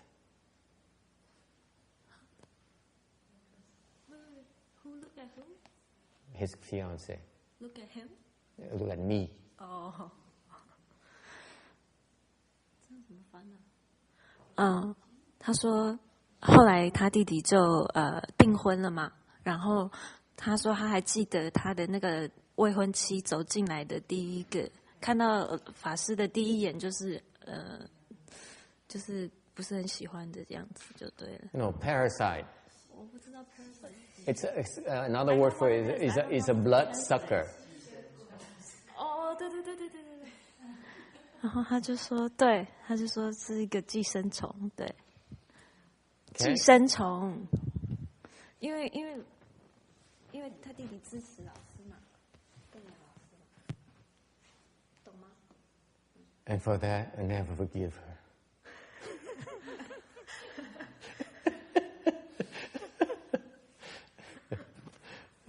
然后法师说，就是因为这样，所以我到现在还没有原谅他。Nó vào thoải mái sẽ nhìn mình thôi, cái đồ gì, đồ ăn bám.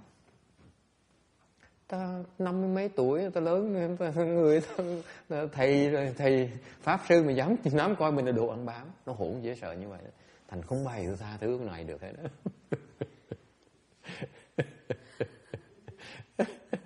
Nó không ngờ mình biết nữa.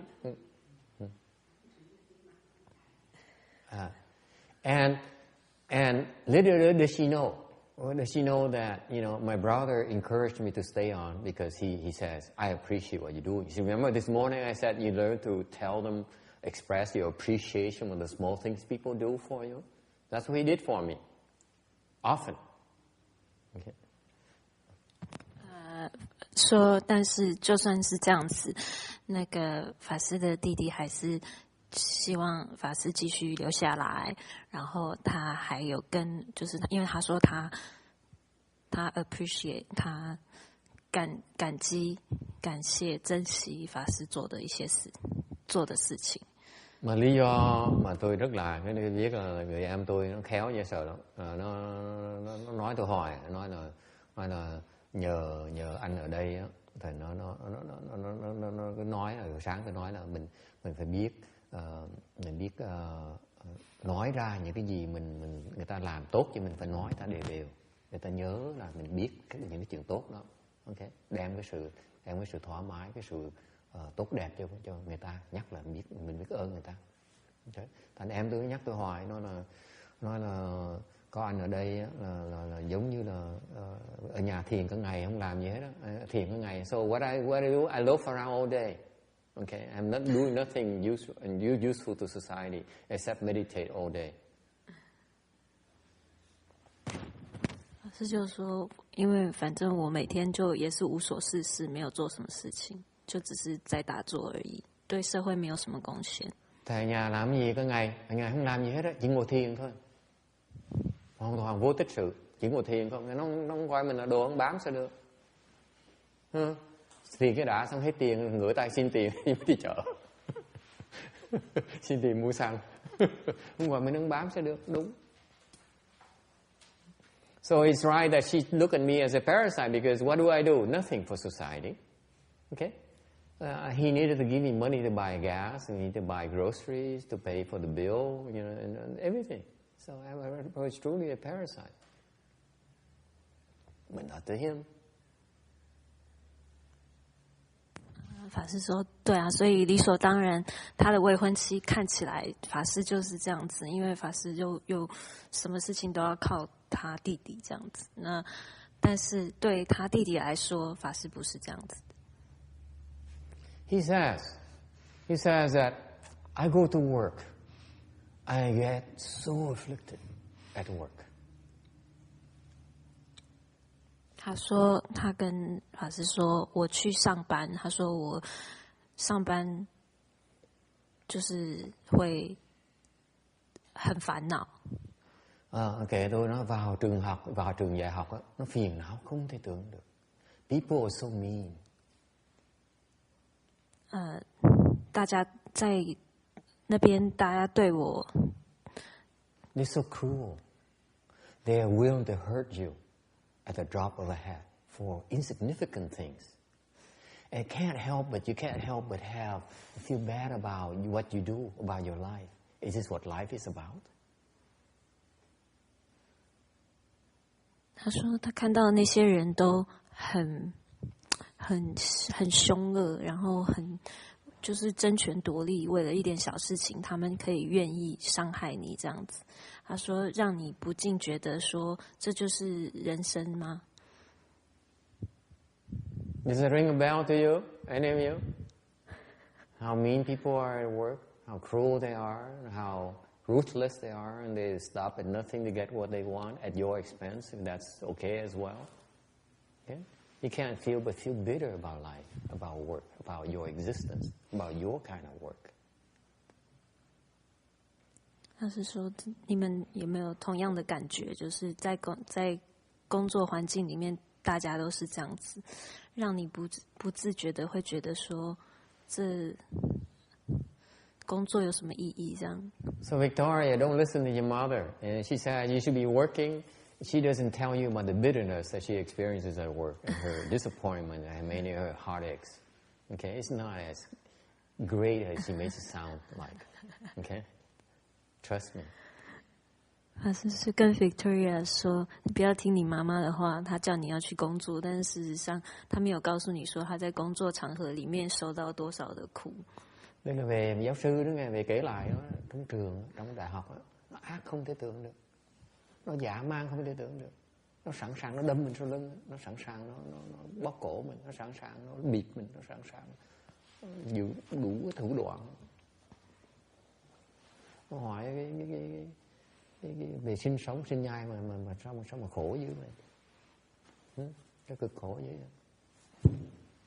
Đây là công chức đó nha. We're talking about public servants. These are professors. These are public servants. They're supposed to not to be as mean, as greedy as you are. The rest of you in the private sector. 老师说我讲的是公职，我讲的是公职人员哦，还不是在讲。Funny how Randy finds humor in everything I say about him. 还不是在讲你们私人公司的这些人哦。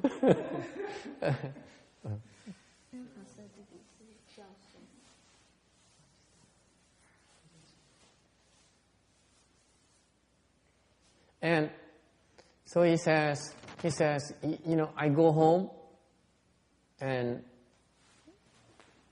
you give me an environment for me to recharge my batteries.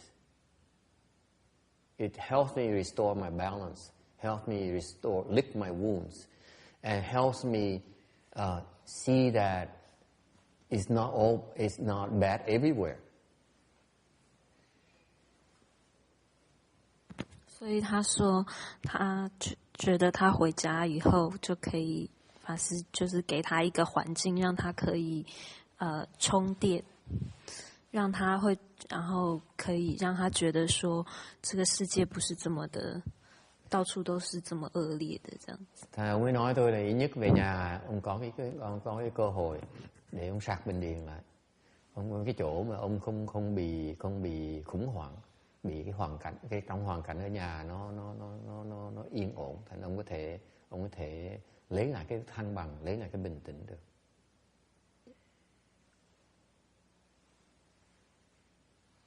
Okay, so I tell you that story because you bring home with you all the turmoil, all the negative, and you bring it home. Your wife brings it home. Your children bring it home. What kind of home do you think you have? 他说：“我跟你们这样讲，意思就是说，比如说像你们就把所有在工作负面的情绪带回家，你的小孩也把他在外面的情绪带回家，你的丈夫另外一半也把他带回家，那你觉得你们家是什么样子呢？”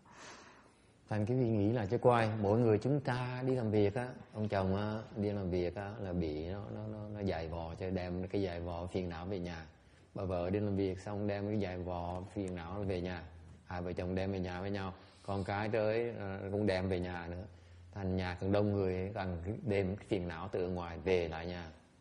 Cái nhà đình mình nó sao? Be careful. You have to be careful about it. Okay.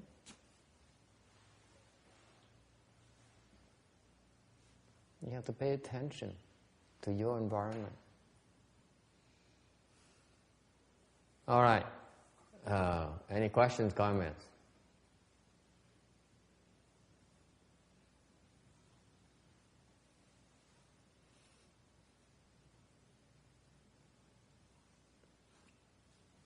Ai Kiên thắc mắc gì không?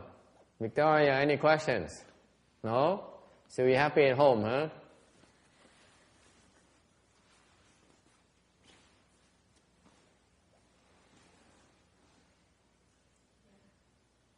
What? I'm not nagging her anymore. Oh, what? I'm not nagging her anymore. Nagging her about what? Let her do whatever she wants.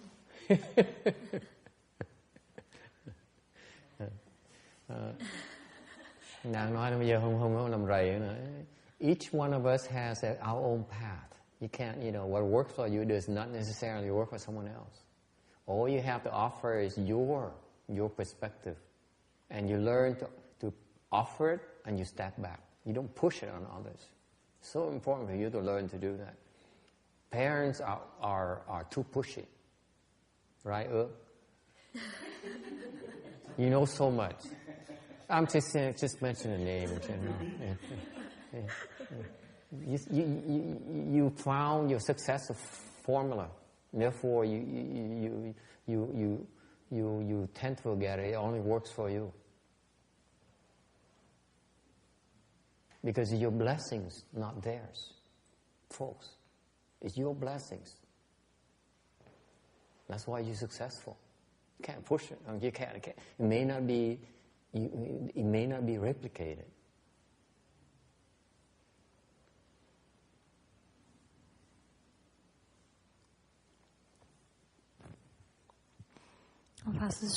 法师问乱说，问 Victoria 说你在家是不是很开心？没有什么问题。他说对啊，然后乱说他，因为他现在都不唠叨他，让他做他想做什么就做什么。那法师就说对啊，他说因为你不能够，父母不可以强迫小孩子一定要照他们的路走，每个人都有不同的道路，因为每个人的福報不一样。对你来说你是这样成功的，并不代表你的小孩子就会跟你一样，因为你们的福報不同。Nhất cái bên phía Á Đông mình nặng về cái phần thành công, cái phần tranh đấu lắm. Thành ra mình qua đây cái xứ này mình thành công được, mình nghĩ là mình tìm được thành công, cái phương pháp thành công đó, mình quên rằng cái sự thành công mình là do cái phước của mình, chứ không phải là không có nghĩa là con cái mình có thể làm chuyện như vậy được. Mỗi người có cái duyên khác, cái phước khác nhau. Thành ra mình không cần ép con cái mình phải cho nó cái tự do, cho nó cái sự thời gian, cái tự do để nó tự lựa chọn con đường nó đi đấy. Cái đó mới là ý nghĩa của giáo dục. Còn đâu cần cái thành công là theo cái phương diện mình so sánh, mình đo cái sự thành công theo cái tiêu chuẩn mình, nó khác tiêu chuẩn con cái mình, khác nhiều lắm. Mỗi thế hệ cái tiêu chuẩn nó khác, nó đổi. Mình phải nhận ra cái đó để mình sống thoải mái hơn, mình chấp nhận người ta hơn. Okay. Any questions or comments?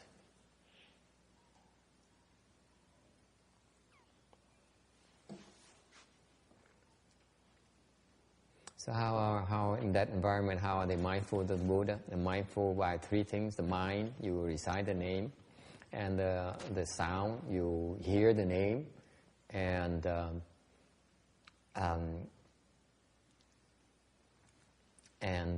you even make that you make that sound. You make the sound of the recitation yourself.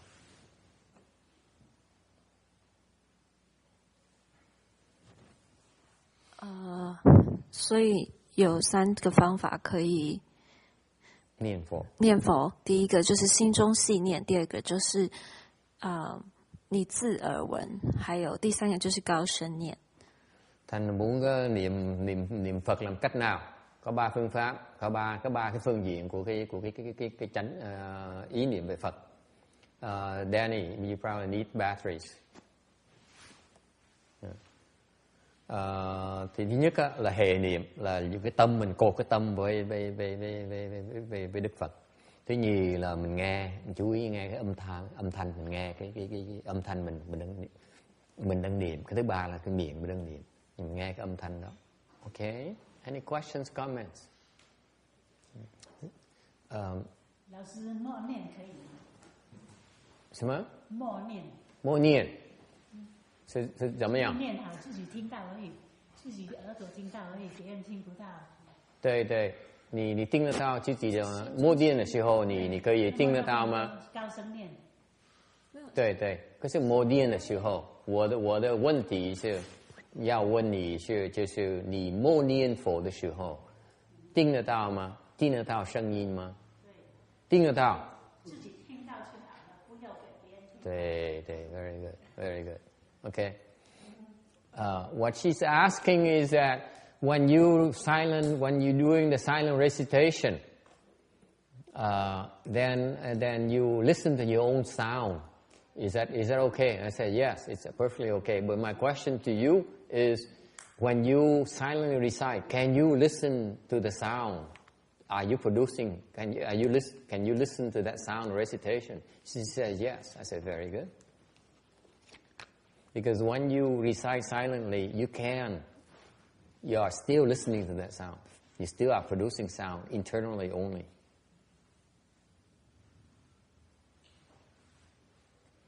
And you're not crazy.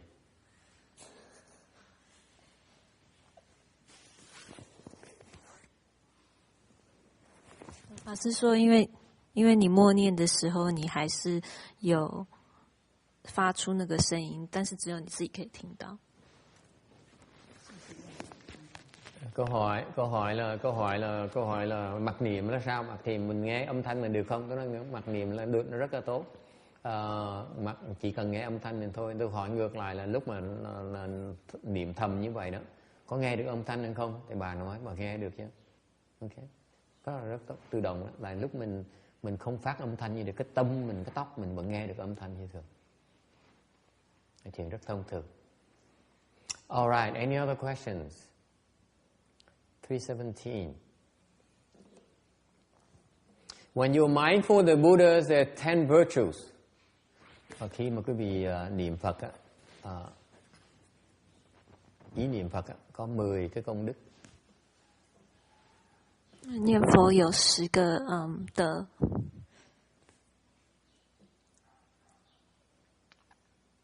Number 1, expel sleepiness.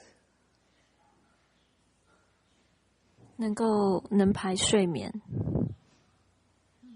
Thứ nhất, có thể trừ cái buồn ngủ. Does it apply to you, Danny? No, doesn't apply to him. 他是说，但是对Danny没有用。Works the other way. Tôi hỏi ông này á, là cái thứ nhất niệm Phật á, làm mình không có buồn ngủ. Tôi hỏi ông Danny có hiệu nghiệm hay không? Nó không, hoàn toàn không hiệu nghiệm. Nó actually thiệt ra niệm Phật làm ông buồn ngủ hơn nữa. It doesn't work then.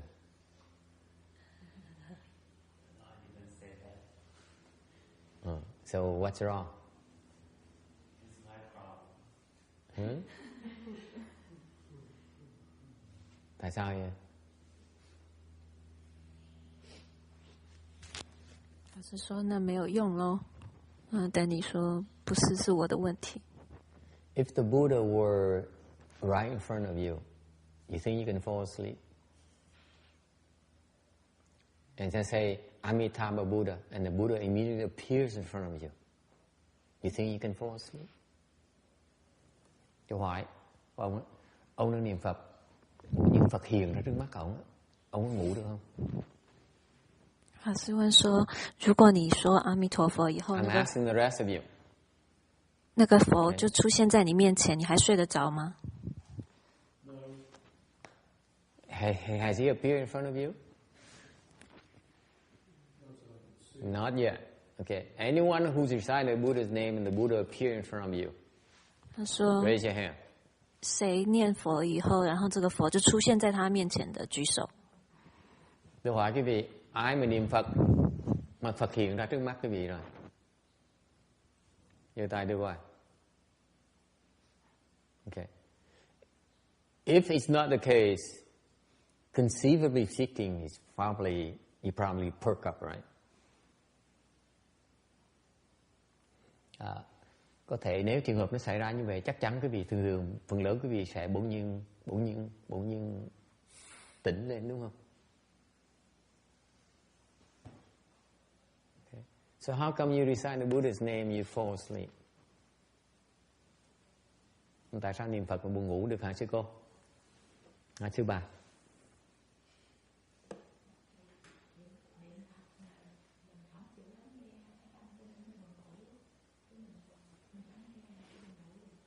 Tại vì cái tâm mình nó chưa chuyên tâm. Mình đang niệm Phật mà đang vọng tưởng. Tại nếu Phật hiện ra mình không còn cái hình Phật thôi, làm sao mình ngủ được? Tại mình còn một thôi, rồi cái Phật hiện ra. Còn mà quý vị đang niệm Phật mà buồn ngủ, tại quý vị thiệt sự đang không phải niệm Phật mà đang vọng tưởng. Ni sư tin vậy được không?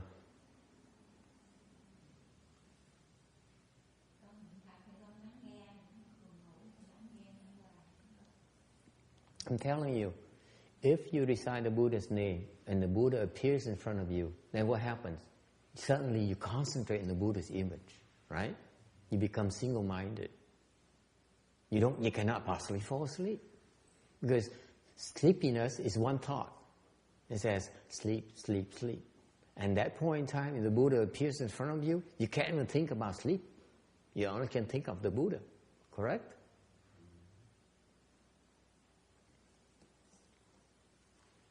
他是说，如果你念佛出现在你面前了，你马上就没有办法睡着啦，你一定没有办法睡着，因为你马上就会变成一心不乱的会继续念。那因为你会想睡觉，是因为睡觉也是另外一个念头，让你一直想睡觉。That's right. So if you concentrate on that Buddha image of manifestation, then you actually perk up. You're not even sleepy at all. 所以当你专心在这个佛的这个像的时候，你就不会有那个睡觉的念头，你就会醒来。Never mind about Buddha. You remember these movies where in the royal palace the attendant was falling asleep at midnight, kind of late, falling asleep, and the emperor walks in the room. Guess what? He perks up. He stands to attention immediately. Right? 说不要讲这个佛像的，讲说就好像你在电影里面看到，在皇宫里面有那个国王经过那个侍卫，本来在打瞌睡，马上就惊醒了，站得很正这样子，对不对？很有路径。你看过那个电影吗？没有印象。没有看过啊。没有印象。你看过什么电影呢？有几个？1、2、3。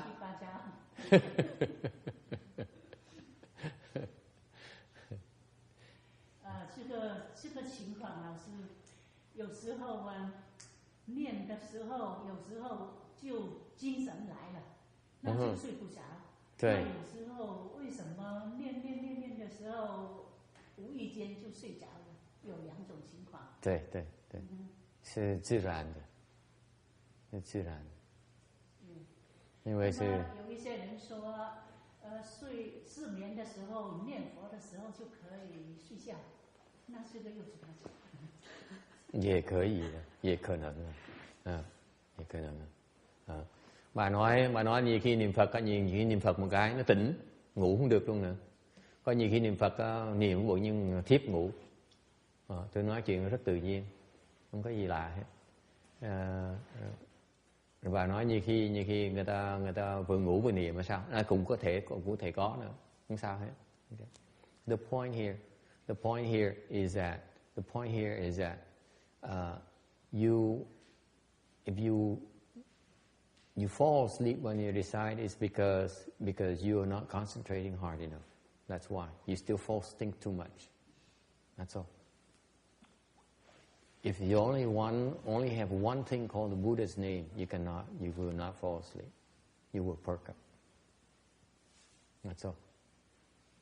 So it's a state where you need to realize that you still false think.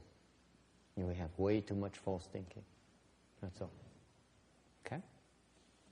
所以法师说你会睡着，就是因为你的打妄想还是太多了，你的妄想还是杂念还是太多了。chào sư cô.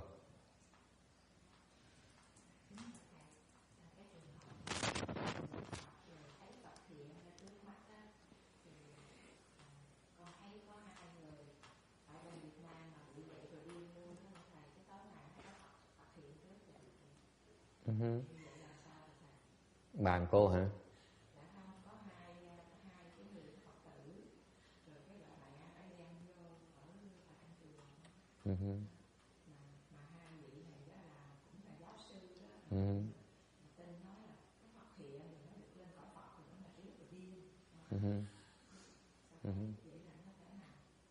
Vậy thế nào hả? Thì họ điên.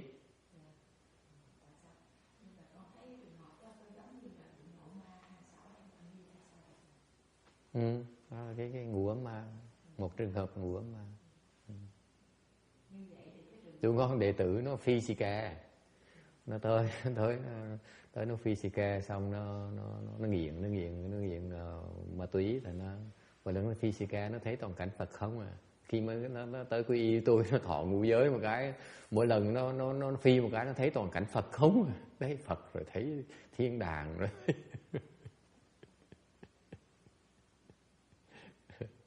Sao đó?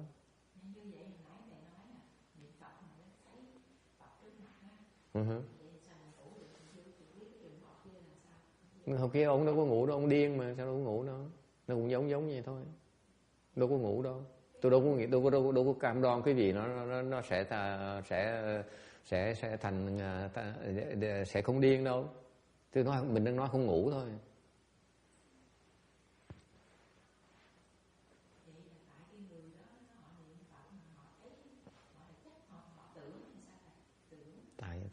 Tại vì họ tu tầm bậy.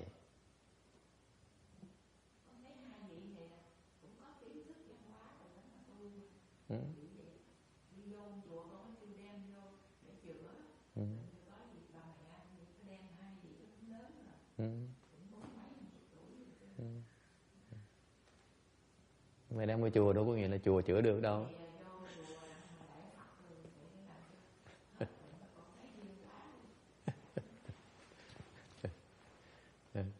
Ráng mà chịu, tu tầm bậy ráng mà chịu. Chuyện phi mình phải lo mấy chuyện đó, kệ họ tự giải quyết đấy, và chuyện của mình. Cái gì đâu, chuyện nó cái chuyện nó có câu hỏi trong một tôi giảng kinh Dược Sư, có câu hỏi vậy chứ niệm Phật mà Phật hiện ra có tin được không? So I have a related question. She asked is that some people recite the Buddha's name in Vietnam. There's a couple of professors or intellectual people, very erudite. They recite the Buddha's name. They claim they see the Buddha, and they claim to see the Pureland and so on. And they turned out to be crazy. I say, yeah, of course. What's wrong with that? Happens all the time. You know, in Vietnam, in China, in Afghanistan, Iraq, Iran. I used to have a disciple who, I still have it. I think she's still one of my disciples, even though I haven't seen her for years now. She's into marijuana. So she took refuge with me, took the 5 precepts, and then went back to her usual ways and smoked marijuana. And she told me that I see the Buddha, I see the Pureland, I see everything you described. Or you haven't pulled my leg yet. What's wrong? What's a big deal? Happens all the time. My answer is that if you cultivate, you seeking all these extraordinary things, and you get into trouble. And a related question I have is that when I was explaining, I'm in the process of explaining the Medicine Master Sutra. Someone asked on that tape, it says, when you recite the Buddha's name and and you see the Buddha, is that for real? Amy, is it for real? Don't open your mouth like that.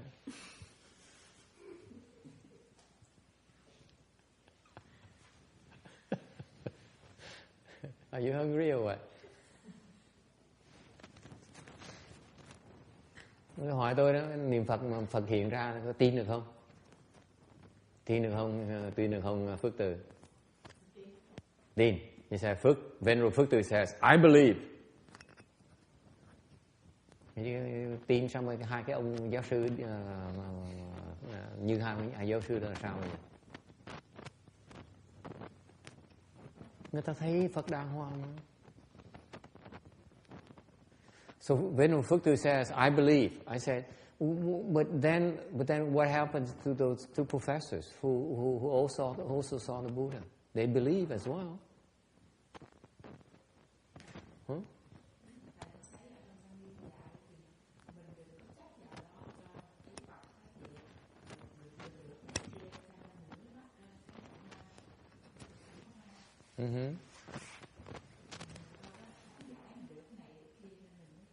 Ta mình tham. Nó hiện ra tại cái lòng mình nó tham. Thế là mình hiện ra một cái là mình tham, mình nhảy nó, ôi trời, tôi giỏi quá, tôi giỏi không thể tưởng được. So what happened is that you recite the Buddha's name, the Buddha's image appears, the Buddha appears, and what happens to you? You say, wow, I'm such a great cultivator. And that's when you get into trouble. Mình thấy nó hiện ra một cái là tâm mình nhảy tưng, nó ôi trời, tôi quá giỏi. Yes, go ahead and translate. 他问说，他说有一些在越南有那些教授，他们念佛念到看到那个佛的，说他们会看到佛出现在他面前，或者是他们到西方极乐世界看到那个净土。那这样子的话，是不是他们后来才发现说，原来他们是有那个脑袋有问题，有那个就是幻想，他们的幻想这样子。对，那法师就说，对啊，这是很有可能的啊。他说他之前也有一个弟子徒弟是会吸大麻，然后后来他也是，他说他很多年没看到他也是跟老师说他会看到佛出现在他面前这样子。然后他就说，法师就说，你如果修行，你求会到这样子的境界的话，你就会有问题，你就会走火入魔。对，是有问题，不是说就会出现。如果自然出现，不求，对，那怎么样？那怎么样？你怎么办？那个时候境界就很高了嘛，是吗？最高，对不对？你想什么？相信不相信？很高。你相不相信？有这种事情？是因为是扶持法师，他说他会相信呢。你念佛的时候，佛出现，他会相信是真的。不过有时候要怀疑是自己的幻想，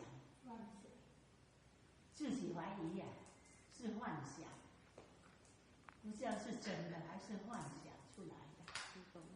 You can't have it both ways, honey. You have to choose one. Either you believe, you don't. I'm not giving you a third choice. 说你要回答相信或不相信，你不可以讲一会相信，一会又不相信。一相信不相信，二不相信。你选择什么？你选择是什么？境界要很高才会出现。所以这样相信这样子。所以这样是相信还是不相信？相信。Nhưng mà bà hỏi là she asked that, you know, if it appears and in some maybe the state is pretty high that the Buddha would appear. So I said, I don't care. You have to make a choice. You believe or you don't believe. You believe that the Buddha appears or you don't believe the Buddha appears.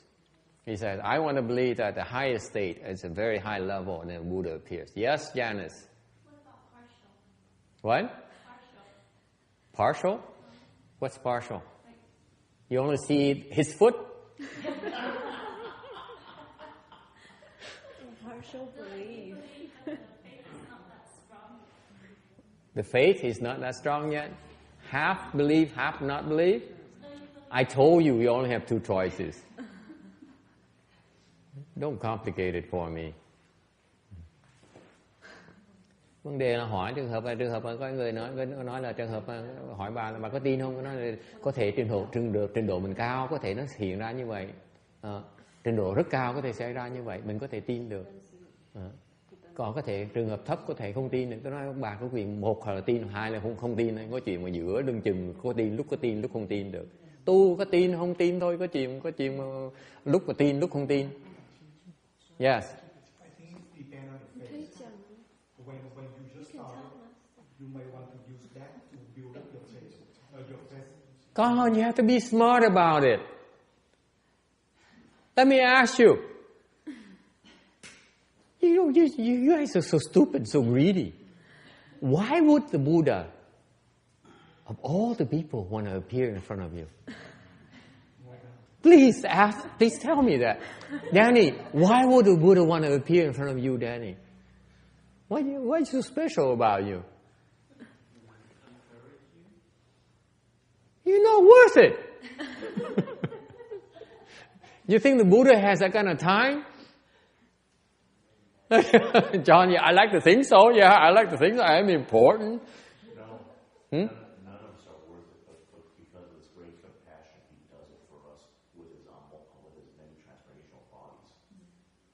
None of us are worth it. He has 16, at least 16, so He has millions, my friend. 你去听那个我们上师双法上师那个开示，他说你相信，你不要迷信。你去听，我们信佛是相信，不要迷信。cái khai thị của Trung Hoa 6 cuốn tôi nghe, kêu mình tin tưởng chứ đừng có mê tưởng. Mình mê tưởng thuộc về chảo quả nhập ma. Mình nghe được không? Yeah. Your dad says that too. You what?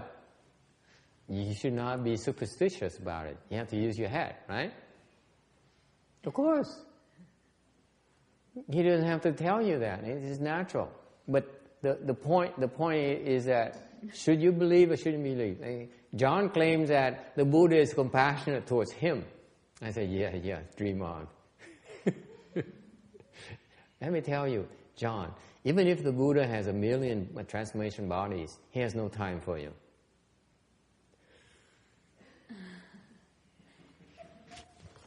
John 说他相信，因为他说佛虽然是说我们都不值得佛会出现在我面前，我们觉得我们这么特别吗？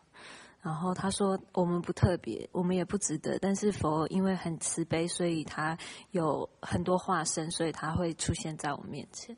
Let me hang on. Let me translate. 然后法師就說，就算他有這麼多化身，他也沒時間出現在你面前。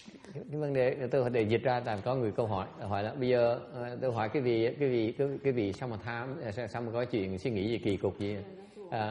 Phật là bận dễ sợ lắm. Tại sao Phật phải hiện trước mặt quý vị làm cái gì? Vì đặc biệt cái độ Phật phải hiện trước mặt quý vị hả? Okay, now Vietnamese has a problem. Okay, chứ tự hỏi đi.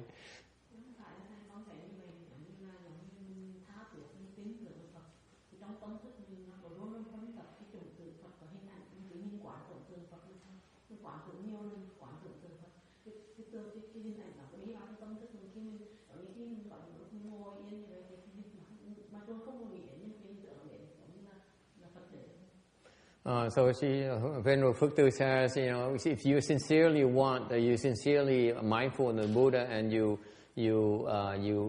are very very sincere, and maybe the image comes naturally, even though you don't want the Buddha to come. Okay, that's consistent. That's along the line what John said earlier is out of compassion. Could be. Okay. Đó có thể vì cái từ bi mà Phật tới cũng có thể lắm. Yes, John. I want to know one thing. That when the foot appeared that last time you mentioned, how do I know it's the Buddha's foot or your foot? When you keep getting the butt for falling asleep.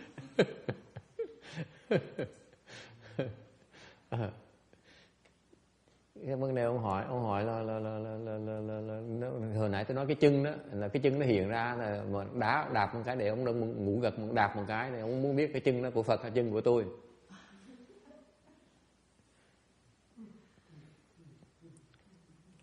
Sao?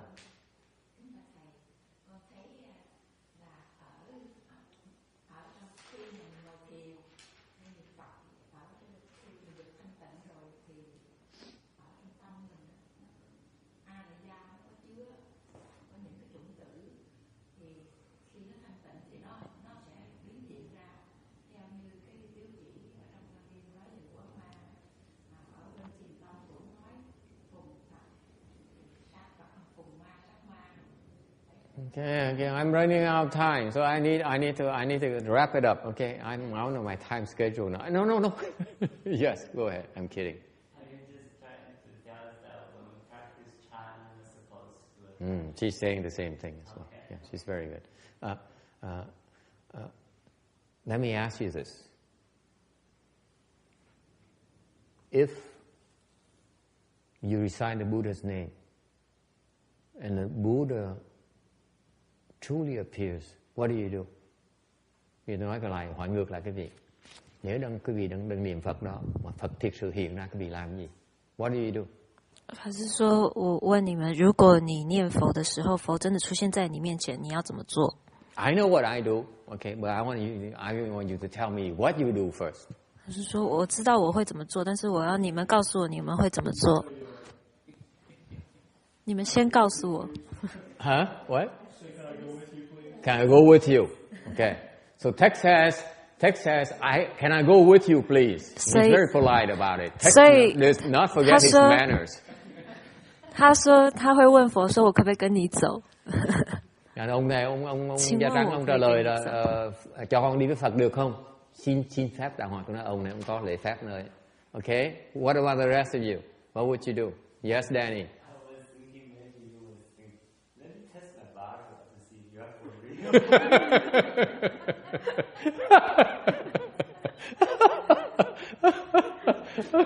说 Danny 说，老师可能会讲说，让我试试看我的金刚钻，看你是不是真的还是假的。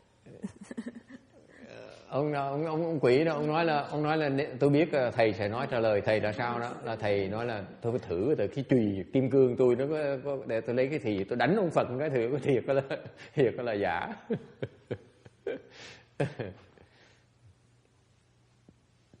The rest of you, what would you do? Okay. 你们剩下的人，你们会怎么做呢 ？What if it's a demon who comes? 如果是魔鬼呢 What would you do, Text? If it's a demon, what do you do then? You want to do it as a demon? Yes. You can tell a demon because behind Amitabha, when it appears, there's a tail somewhere that wags.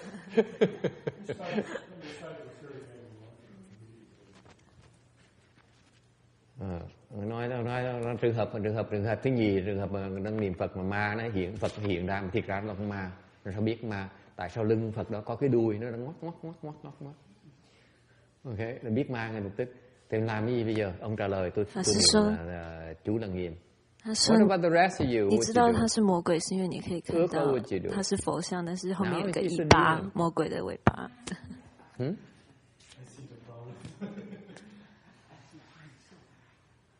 Yes. I will recite my teacher's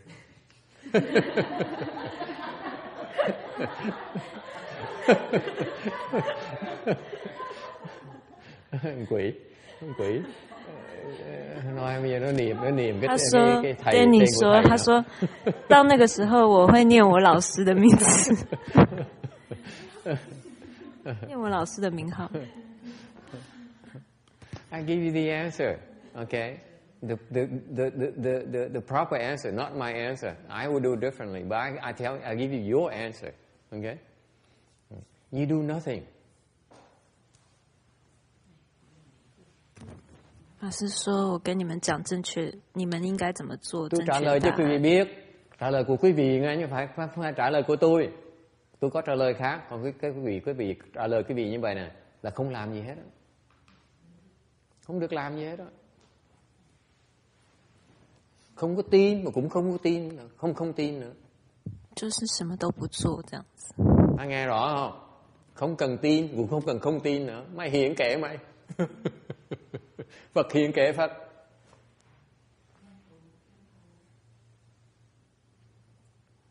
If it's a real Buddha, good. If it's not the Buddha, big deal. You got it? Don't say, he's so compassionate. Oh, he's a real Buddha. Oh, I'm so special. You do nothing. You don't react. Không làm gì hết đó. Có cũng được, không có cũng chừng đó thôi. Không có tin cũng không có tin nữa.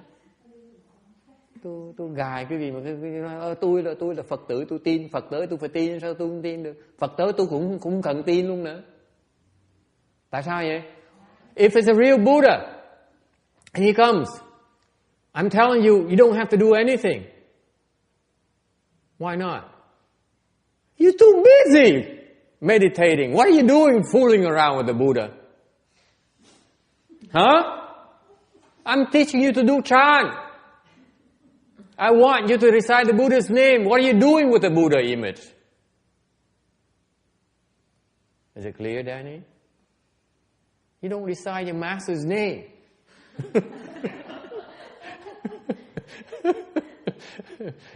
Nghe rõ không? Tôi đang dạy quý vị thiền, tôi đang dạy quý vị niệm Phật. Tại sao quý vị ngừng lại nữa? Tôi tin ông Phật tới rồi. Hoặc là ông Phật từ bi quá. Làm một chuyện thôi, niệm Phật thôi, thiền thôi, đừng có lộn xộn. Tinh ở thùng ma ru chiên. Mấy有什么高的境界，什么都不重要的。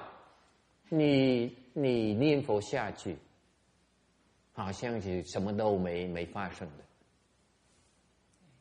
听得懂吗？ Is it clear text? Yes. You're still reacting. Yes. You're still groping for something. There's nothing there. It's only one thing you do. Recite the Buddha's name. Recite the mantra. Whatever happens, happens. Who cares?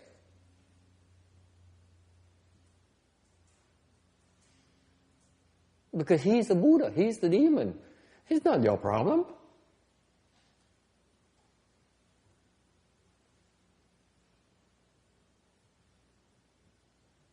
Is it clear?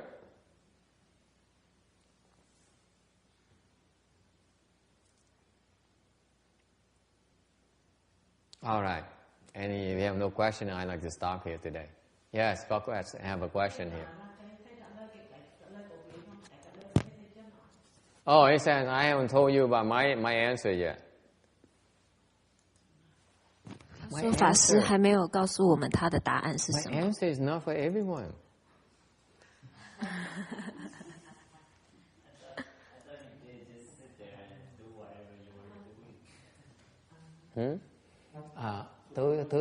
Cái trả lời tôi là của tôi thôi, đâu có phải của quý vị. 老师说我的答案不是大家都可以知道的。 You know what I would do if I recite the Buddha's name, or the demon comes, or the Buddha comes? You know what I'm going to do? Besides using my Vajra pestle. Nếu trường hợp mà tôi đang niệm Phật á, mà Phật tới hoặc ma nó tới, chứ vị tôi làm gì ngoài ra tôi dùng cái chữ kim cang thôi không? Ngoài ra làm gì không?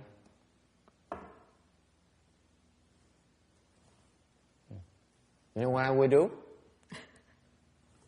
Click, click, I say, see how special I am. The demon comes to harass me. The Buddha comes to praise me. Boy, I'm going to have a big temple tomorrow.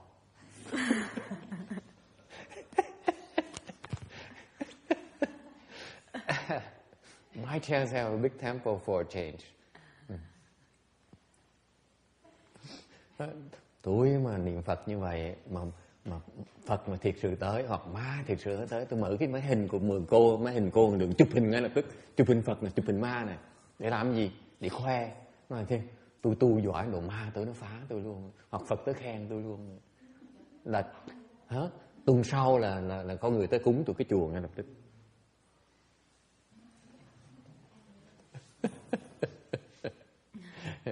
Ok. Cô phải tự nghe cái pháp tôi hay không? Nó đâu có khơi vậy. Mình kiếm đường đi chứ. Yes.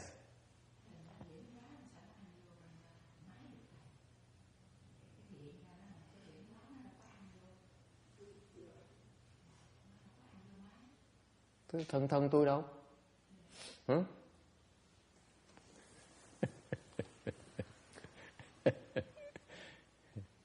Okay, we stop here today.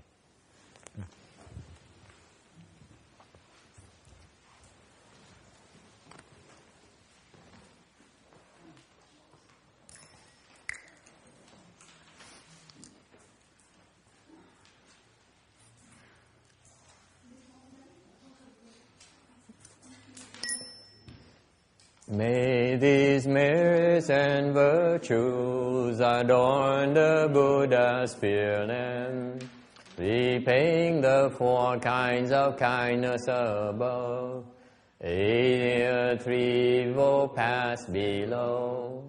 May those who see and hear all bring forth a Bodhi mind. And when this retribution body is done, be all born a land of utmost bliss.